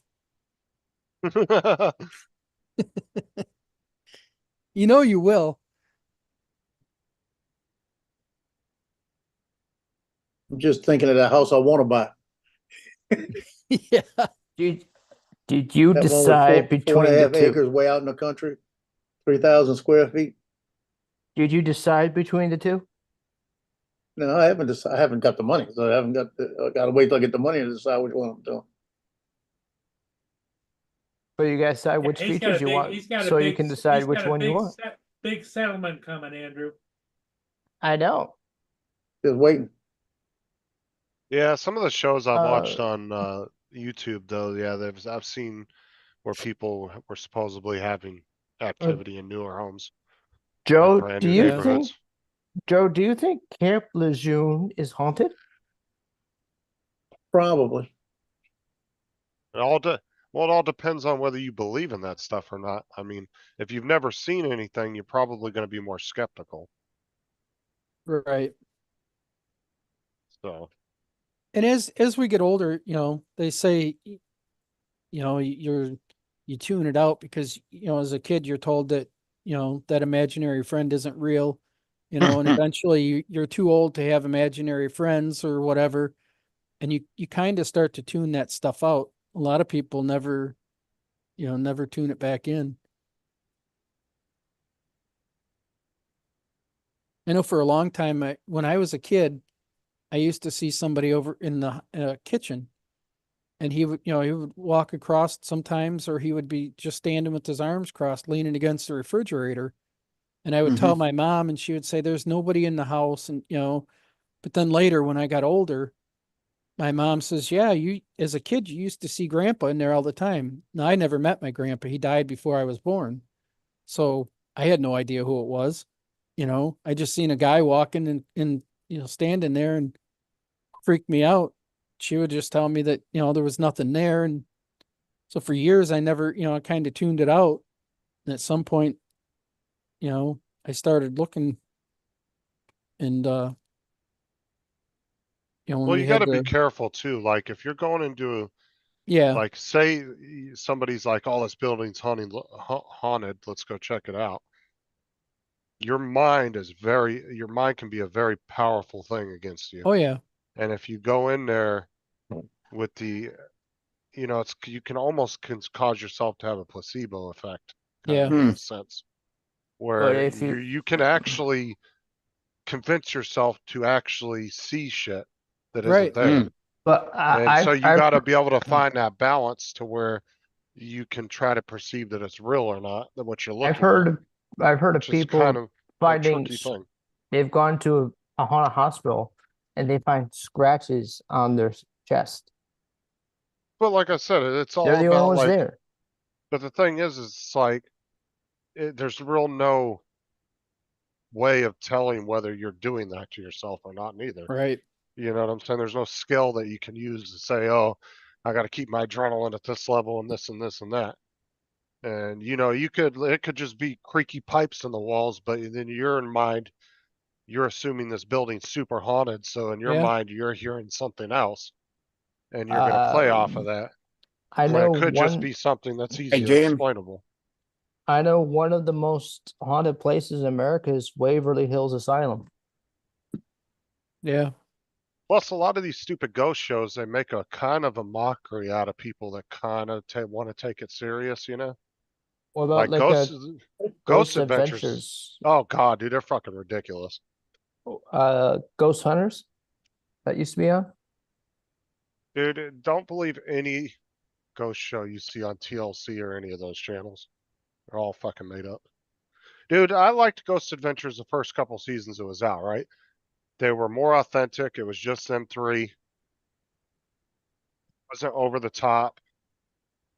And I really I enjoyed more of when they would tell you the history of the property than I would them walking around doing their shit. I kind of enjoyed the kind of history behind where they were at Yeah. and learning about it. But then like over the last, 6, 7 years, dude, that show has just went off the wall, dude. Every other episode, fucking Zach's, he's possessed by some demon and like, yeah, it's just gone way over the top. Now it just looks so fucking fake. It's ridiculous. Mm. Yeah. I quit watching Ghost Adventures years ago. But that's the thing is like, if you want to take it and actually study it in a scientific way as a legitimate reason, but people don't take it serious because of all the, stage shit that's out there. Yeah. And then you get a lot of YouTubers that stage stuff too, for clicks, Yeah. The only thing with Ghost Adventures that I have any part in or anything is one of the researchers for the show. I think he's been on a couple of them briefly. I'm good friends with, but that's as far as I go there. We quit watching that years ago. Now from Ghost Hunters, I'm friends with a lot of, some of them on that one. Dustin Perry from Ghost Hunters and I are really close. and then they had that one couple from Ghost Adventures that, you remember the couple where there was a suicide murder? The couple that was actually on the show a bunch of times? Yeah. He ended up going crazy and killing his wife and then Mark killing and himself. Debbie. Yeah. Yeah. And the odd thing about that is, we were going to have them, I was going to be contacting them to come to our event the following year and, found out that they had died, killed themselves or whatever. I don't remember exactly how they died, but yeah, that was pretty It was a wild. murder-suicide. He killed his wife and then killed himself. Yeah. It was, I've watched a couple documentaries on it. It was pretty crazy. We were going to bring them Wait. in for our convention. What was that? Bill? What are you talking about? Paul, And you stage see 4 what Bill put cancer, in the chat? maybe. He told us that last week. He Hmm. came in and told everybody that. Oh, sorry to hear that, Bill. I didn't know, Yes. Bill. Wow. Sorry to hear that. I Yeah, was I diagnosed. heard he wasn't doing good. Yeah, he came in last week and told everybody in the chat about that. Yeah. Yeah, I was diagnosed a month or so ago with breast cancer, but I'm not that terminal, so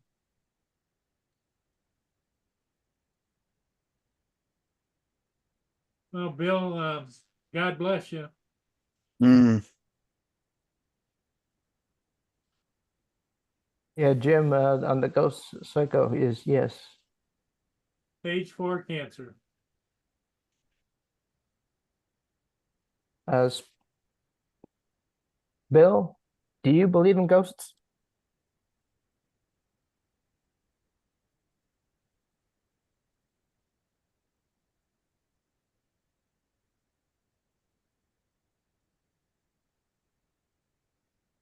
Like I said, I've always been interested in it. I'm just not. Hmm. I'm skeptical at the same time though, because I'm Oh, not you of have a- to, but you I have to be still am. skeptical But at I'm not- anything you hear. but I'm not religious by any means either. I don't believe in religion, but that's just my There has to be personal a higher opinion. power. And I think that I've always have been under the assumption that when you die, it's just nothingness. You go to blackness and it's just nothingness. It's like, I guess, what you would consider the ultimate peace, right? Hmm. Just, and there's been quite a few people. I mean, there's been a lot of people have come out and said they've had, near death experiences where they were dead for so long and then they swear they came out of their bodies and all this other shit. But it's Right. hard to prove that because that could have been because they say most dreams are only a few seconds long, but they'll seem like hours when you're sleeping, right? So that could be a chemical happening that happens within just a few seconds of you being right before you're clinically dead. But to you, it could feel like hours or even minutes or, whatever. So it's hard to say if, that's the real case or not. But then there's been other people that have died and said that they just went and it was nothing but blackness. They don't remember anything. It was just darkness. Yeah. There was Yeah, actually a famous singer, I think, from England. He was a rock star who had died and then came back. He was like clinically dead for like 20 minutes or something. And they were able to bring him back, and he said that he didn't see anything. He said it was just peaceful blackness, nothing. He said no consciousness or anything. That's all. He doesn't remember nothing. because there's stories of people dying and claiming they have seen God in heaven and then come back to life on Right, earth. but that could also be, like I said, that could be a chemical imbalance in your brain at the time, trying to maybe find its own peace at that moment.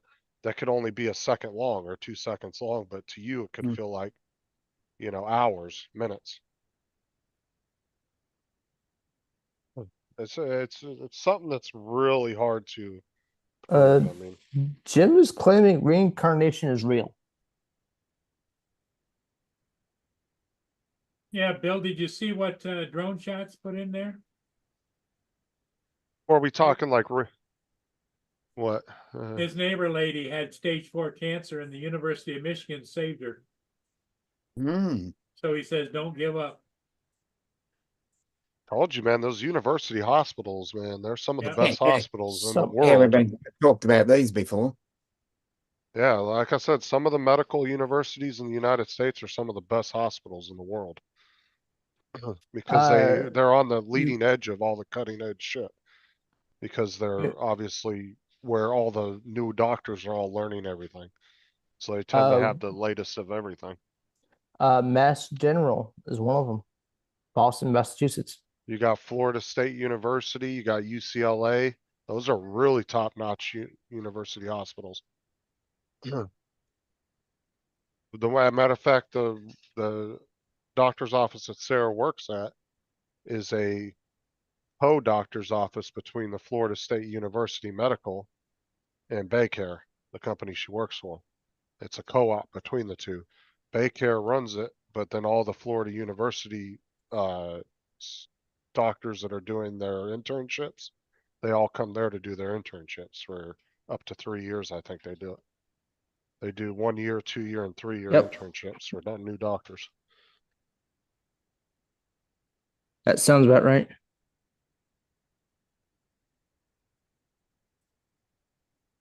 So I said if Bill had the means to, I would definitely come down from Canada and go to one of the university hospitals down here. Oh, If he's you in had the means Canada? to. Oh, yeah, yeah, yeah. If you had the money and means to, that would be the best thing for anybody to do up there. Bill, But I would have, I don't know if he uh, has that kind of money though. That's not a cheap endeavor neither. Joe, if No, Bill, if you physically and you can financially swing it, I would recommend coming down to Mayo. Mayo Because clinics. everybody, in the US bitches and moans about not having free healthcare, which technically we do have free healthcare because, well, not it's paid by taxpayers, but you can get on Medicare and Medicaid if if you're that broke and you have no other means of paying, and you're under Because certain Bill, situations, you can't get the free health insurance through the government. Because Bill, not- one of the best health systems we have in the United States is Mayo, the Mayo clinics. Well, technically, the United States has the best medical, period. Most of the medical innovations come out of the United States, and that's because it's not a socialized Some of medicine. them come out of here. Some of them come out of here. I'm not saying they don't, My but I'm area. saying a Melbourne? majority of Yeah, like machines. if you've got a bad case of hopping jitters, then Australia, they just Well, what I'm Actually, saying we is, we do a lot for cancer. right, I'm not saying that other countries don't contribute in the medical field. I'm saying, but majority of the Yeah, the majority. innovations Yes. and a lot of the machines, the modern machines, are all built by American majority. companies. Yeah, that's Like GE is a That's the big best, company that builds a lot of Oh, medical yeah. equipment. They build a Definitely. lot of MRI machines and all those. Oh, yeah. I think some of the parts come from, I think, like Denmark and China. But like I said, everybody in the US bitches and moans about not having free healthcare like England and Canada and There's, everybody. there's a few But the amount of wait lists that they have to sit around just to get a simple procedure, because there's no competition. It's all government ran, everything is. You get long wait times and stuff, that's why a lot of people from Canada used to come down to the United States to get procedures and tests done because it was faster. They could come in and get it done the same day instead of waiting 2 months to get, an MRI scan or something they needed.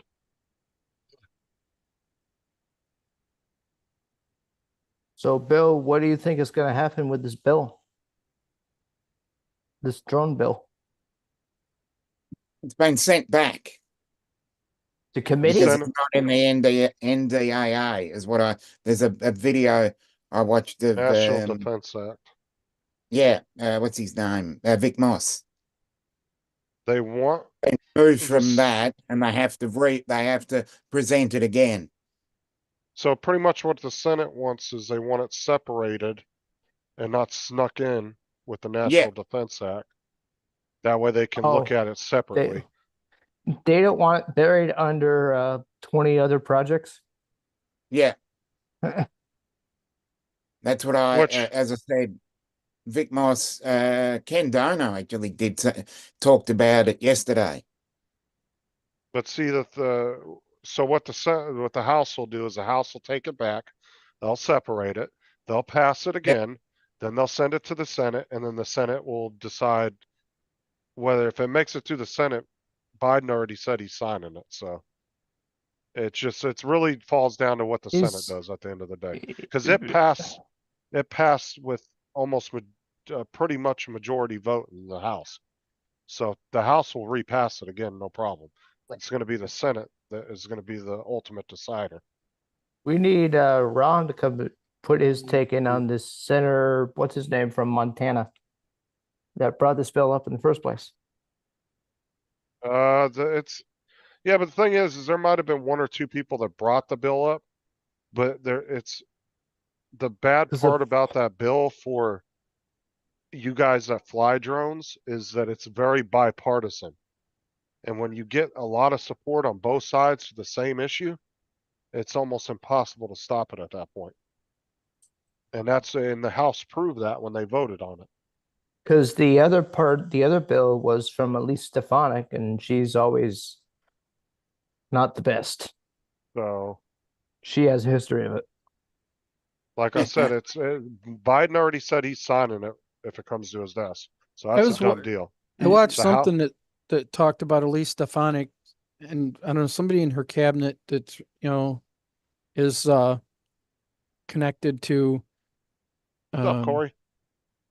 what's the other the Skydio. the drone? Yeah, Skydio. Yeah, they're connected to Skydio. Hmm. People that work with her. I honestly think If Yeah, true, she's on the tape.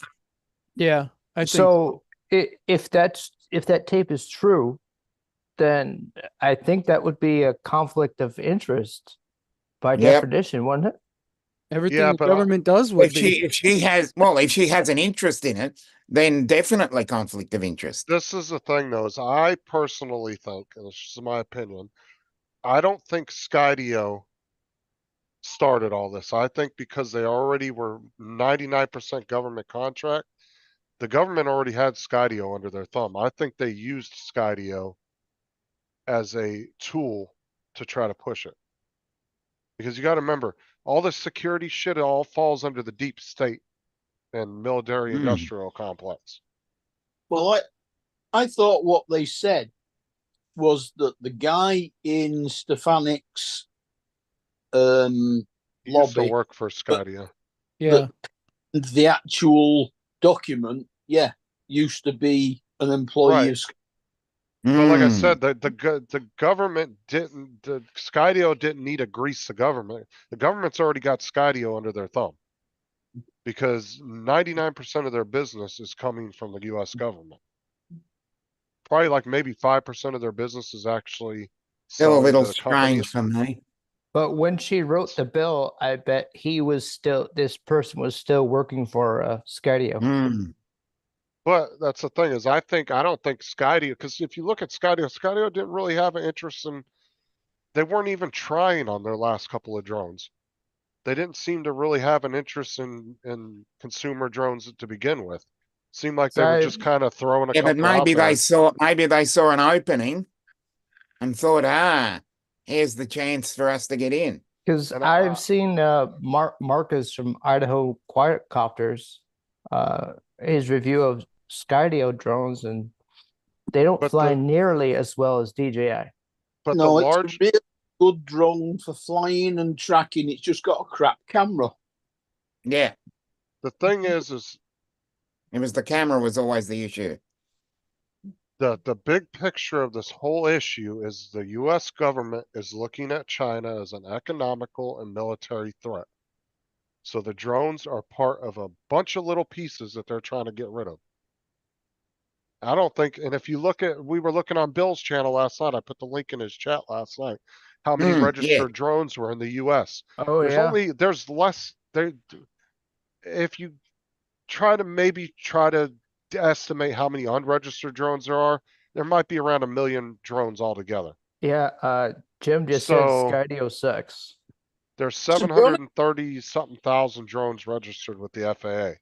Yeah, to be Out of honest with you, three- it's to do with the commercial drones because Skydio want that commercial side, and all of a sudden DJI and Autel have got better commercial drones than Skydio.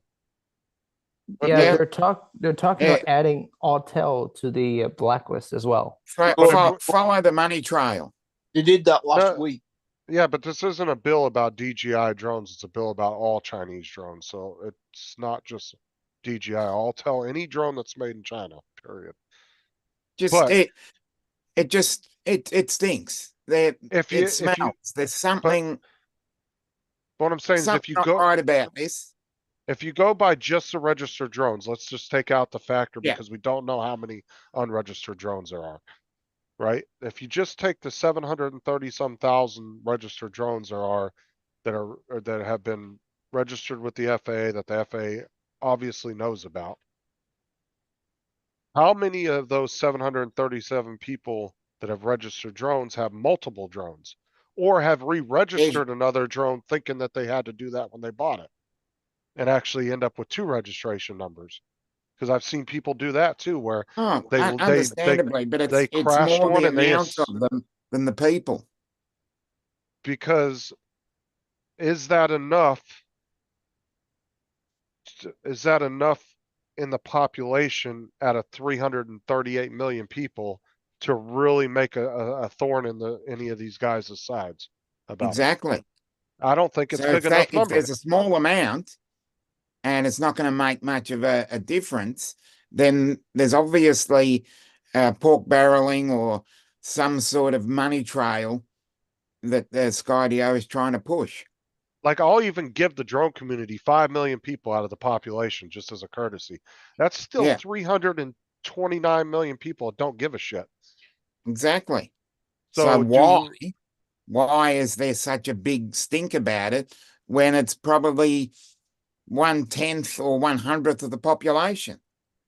But well, no, I'm not saying a big stink about it from the government side. I'm saying, is that enough people to force the government to Well think done, Bill. about overturning it, right? Because there's going to be some agents, because the government's going to come in and offer a lot of these agencies that have drones.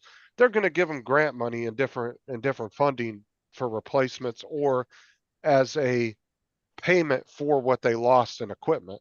And some of these agencies might not give a shit. They'll be like, okay, whatever.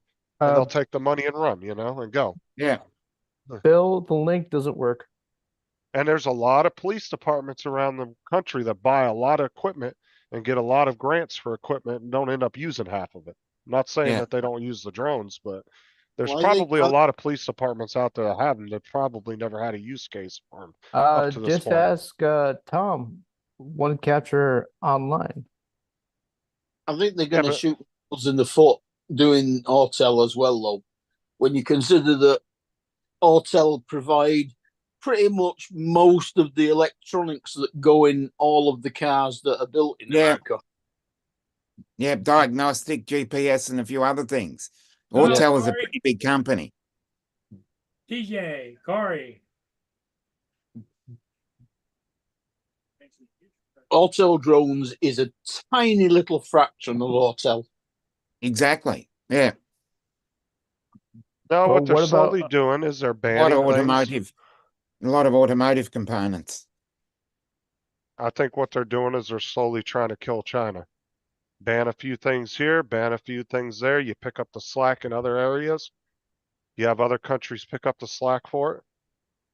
And then eventually China's not the manufacturing hub I think anymore. you find that if they chuck Autel out altogether, the American automotive industry will die. Yep. I think if they already realize that that's a situation, they're probably already making plans to deal with that. I'm sure Ford and GM and all them aren't sitting back and just knowing that that's a possibility and they're not coming up with some kind of contingency plan. They may be going to other countries and having them open up different things to fill that void. I just don't see a bunch of big ass Fortune 500 companies sitting around on their ass just not knowing what's coming and not realizing it and not coming up with some kind of contingency plan for that. I don't think they actually expected it because until last week, Autel weren't even on the table. Well, I mean, and I don't think they've ever said they were going to ban Autel altogether. I think that just has to do Oh, with look at the pupper drones. dog. It's Duke. That's Duke. Aw. All right. Hi, Duke.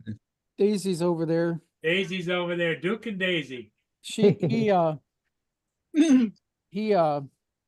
was diagnosed with bone cancer about week and a half, 2 weeks before I was diagnosed with breast cancer. He's, That link doesn't work, Bill, by the way. Oh, he's, go ahead, So- Tim, sorry. He's a Barbara Bach fan. he's gonna be, he's on medication because of the pain, and so he gets around good now, but, they say once they start limping, it's 1 to 2 months, maybe 3 months. And it starts to move into the lungs and. So the yeah, prognosis for But him is s- not good either, right? No, But no. just remember, occasionally they do run and skid into the cabinet in the kitchen.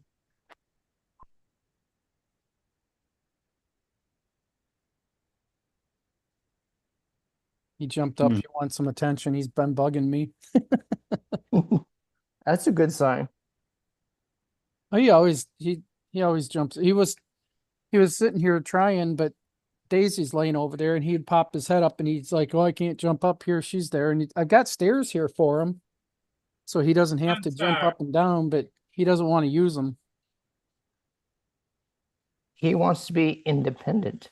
Oh, that he does.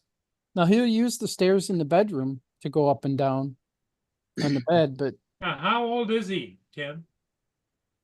I'm not sure. When we adopted him, they estimated he was about 8 years old. Okay. And you've had him for what? We got him January 17th. Oh, he's got him. So he's 8 or 9. Yeah. So we haven't had him that long. Just 2 months since January. I'm betting you have at least several good years with him left. I don't know. The vet said that once they start limping, it's an aggressive cancer and it moves into the bone, from the bone into the lungs, and one of two things will happen. Either he'll be walking or jump or something, and his bone will break, and there's nothing you can do because it's eating the bone away, or it moves into the lungs and they can't breathe, and either way, the outcome is he's going to have to be put down. What about Daisy? Does she have? No, Daisy's fine. She's good. Here she is. Oh, she's a little bit bigger. She's long. Well, she's not. He's a little bit bigger. She's longer. Is she a lab? No, she's a Dachshund mix. It's Oh, kinda hard Dachshund, to yeah. s- Yeah, it's kind of hard to see. I didn't turn any lights on in here. There we go. Now you should be able to see her good. Oh, oh. She's what, 10? They estimate she's about 6. She's like, "What are you doing?" But I'm but if trying you to look at sleep her- here. but if you see her muzzle, it's white. Yeah. I had a dog that looked a lot like her before, and hers was too. And then there's Duke. He's a puggle, a mix between a pug and a beagle. A puggle.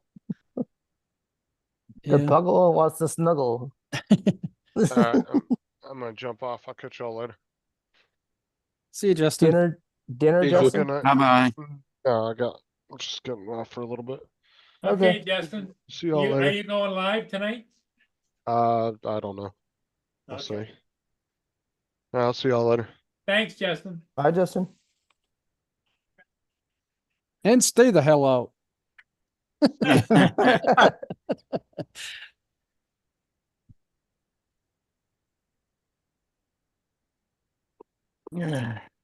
Joe, what are you working on?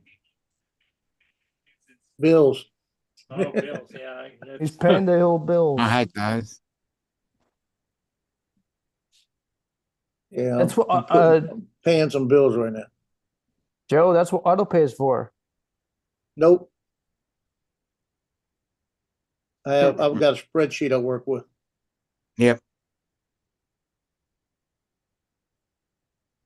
Oh, I've just had a letter from the NHS telling me I've now got an appointment 4 days after my 65th birthday for a abdominal aortic aneurysm screening. Oh, okay. Even bloody heard of it. you say aortic? Yeah. I think that It's would to be do- part of your it's to do One of with- the one of the valves in or out of the heart. It's to Yeah, do that's with what I'm thinking. no. It's The to do with, abdominal one is the one So, further down. if So I'd say it's the one that comes out of the heart. it's to do with the artery running down through your abdominal cavity. Yeah. have you had heart issues in the past, Mark? No, apparently do it. Everybody who's in the 65th year has to have it Yeah. done. Do your parents have heart issues? My mother does, but yeah. So if your grandparents also did, there's a chance that they may be doing it for you because of family history. Now, Andrew, Yeah. It's it's just all about the money and the insurance Yeah. money and the. no, they don't get paid for it, Paul. It's NHS, it's all free. Yeah, different. Yeah, but somebody's paying. There's no such thing as free healthcare. Somewhere there's payment for the free. Somebody's paying for the That's right. free. Somebody's getting paid. Oh, Yeah. we've all paid for it with our national insurance payments That's out of our wages while we've been working. There you go. The insurance payment is what's paying But for that it's not- program. No, it's not insurance, it's the It's national national insurance. insurance.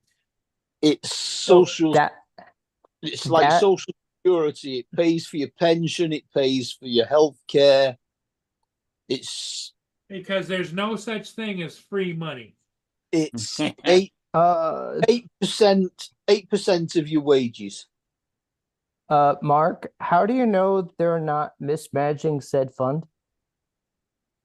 It's a government department. It's a government department, yeah. He trusts So the they're government. going to they mismanage obviously it anyway. Honestly, Yeah. we can't always trust the politicians in government. That's what I said. It's a government department, so they obviously are. Isn't that Hmm. right, Paul? Yeah. Our health service is completely different to yours. Well, Probably a little bit like it has politicians, then. politicians We in the don't get- US, Australia, or the We UK all charged- have similar intentions. We don't get charged for doctor's appointments. We don't get charged for hospital visits or operations.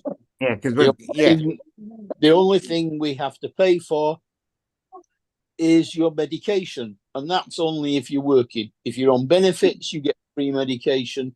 Once you get Oh, over the age of 60, you get free medication. If you've got an illness that means you need a lot of medication every month, you get free medication. just depends. As I said, it depends over here. Sometimes you can get it free or heavily subsidized, like 95% off. Yeah, but 'Cause Mark, there's- the idea that any of that is free, somebody's paying for it. The government or I- somebody's paying for it. Yeah, the Yeah. There's government, no such thing it. as free medical. the government's paying for. Yeah. Yeah. Well, who's the government? Does the well, the government government- have money? No, the government doesn't have money. It has taxes. Valid. Yeah. Valid point.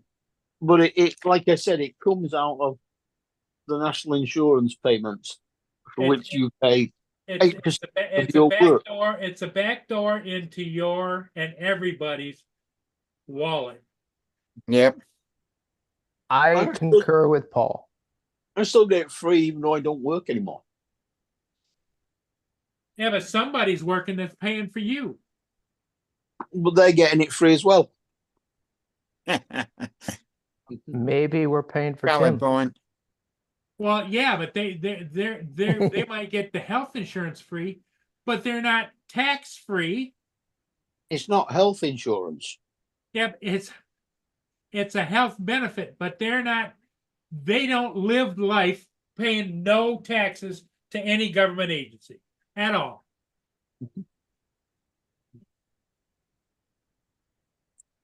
Well, we all pay income tax, Well, there you go. but that pays for everything, not just health. Yeah, exactly. What I'm saying is is that your taxes are probably higher than somebody else's.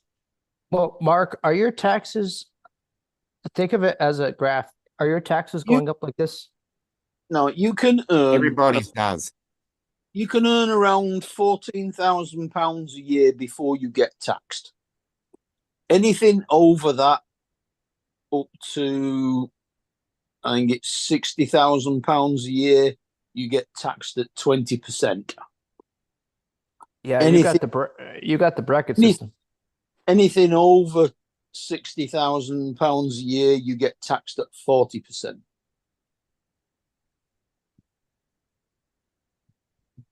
So if you're making 60 or 80,000 pounds a year, you're gonna pay right through the butt. No, Yeah, you Ah, only pay, you only pay everybody that gets taxed. on everything over 60,000. Anything between 14 and 60,000, you still only pay 20% on. Coffee for Tim. It's Coffee incrementally. for Tim. But the point I'm making, Mark, is there's nothing in this world that's free. You may think it's free, it's not free. Yeah, got to agree with that. No, I In part. suppose the money comes from somewhere. Yeah, it has to come from somewhere. Yeah. Somebody's paying for it somewhere along the way. But I mean, I got my money's worth back out of it. Now you might like what your system is, but there is no such thing as a government system that isn't based on somebody paying money in. Hmm. Somewhere, somehow, That's right. somebody. Now, a lot transaction. of the governments don't want you to know where it's coming from, but it's It's Oh, we all a know. transaction. We always know where it's coming from. And Mark, we don't always know if the government's always being truthful about how it's. Governments Uh, are never truthful. Yeah, we do, because there are governing bodies that control the government spending. They're supposed to be truthful, but they're not always. Exactly. I can only talk about Australia. It's true. well. Listen, guys, I think I'm going to call it. Yeah, but I think it's time. Yeah, Dominic will give you the thumbs up. Dominic's calling it. Tim, thanks for coming Yeah. in, buddy, and educating everybody on the paranormal. Andrew, take care. We'll see you. Joe, we'll see you soon. And Mark, you behave yourself and make sure you keep shuffling that money into the government.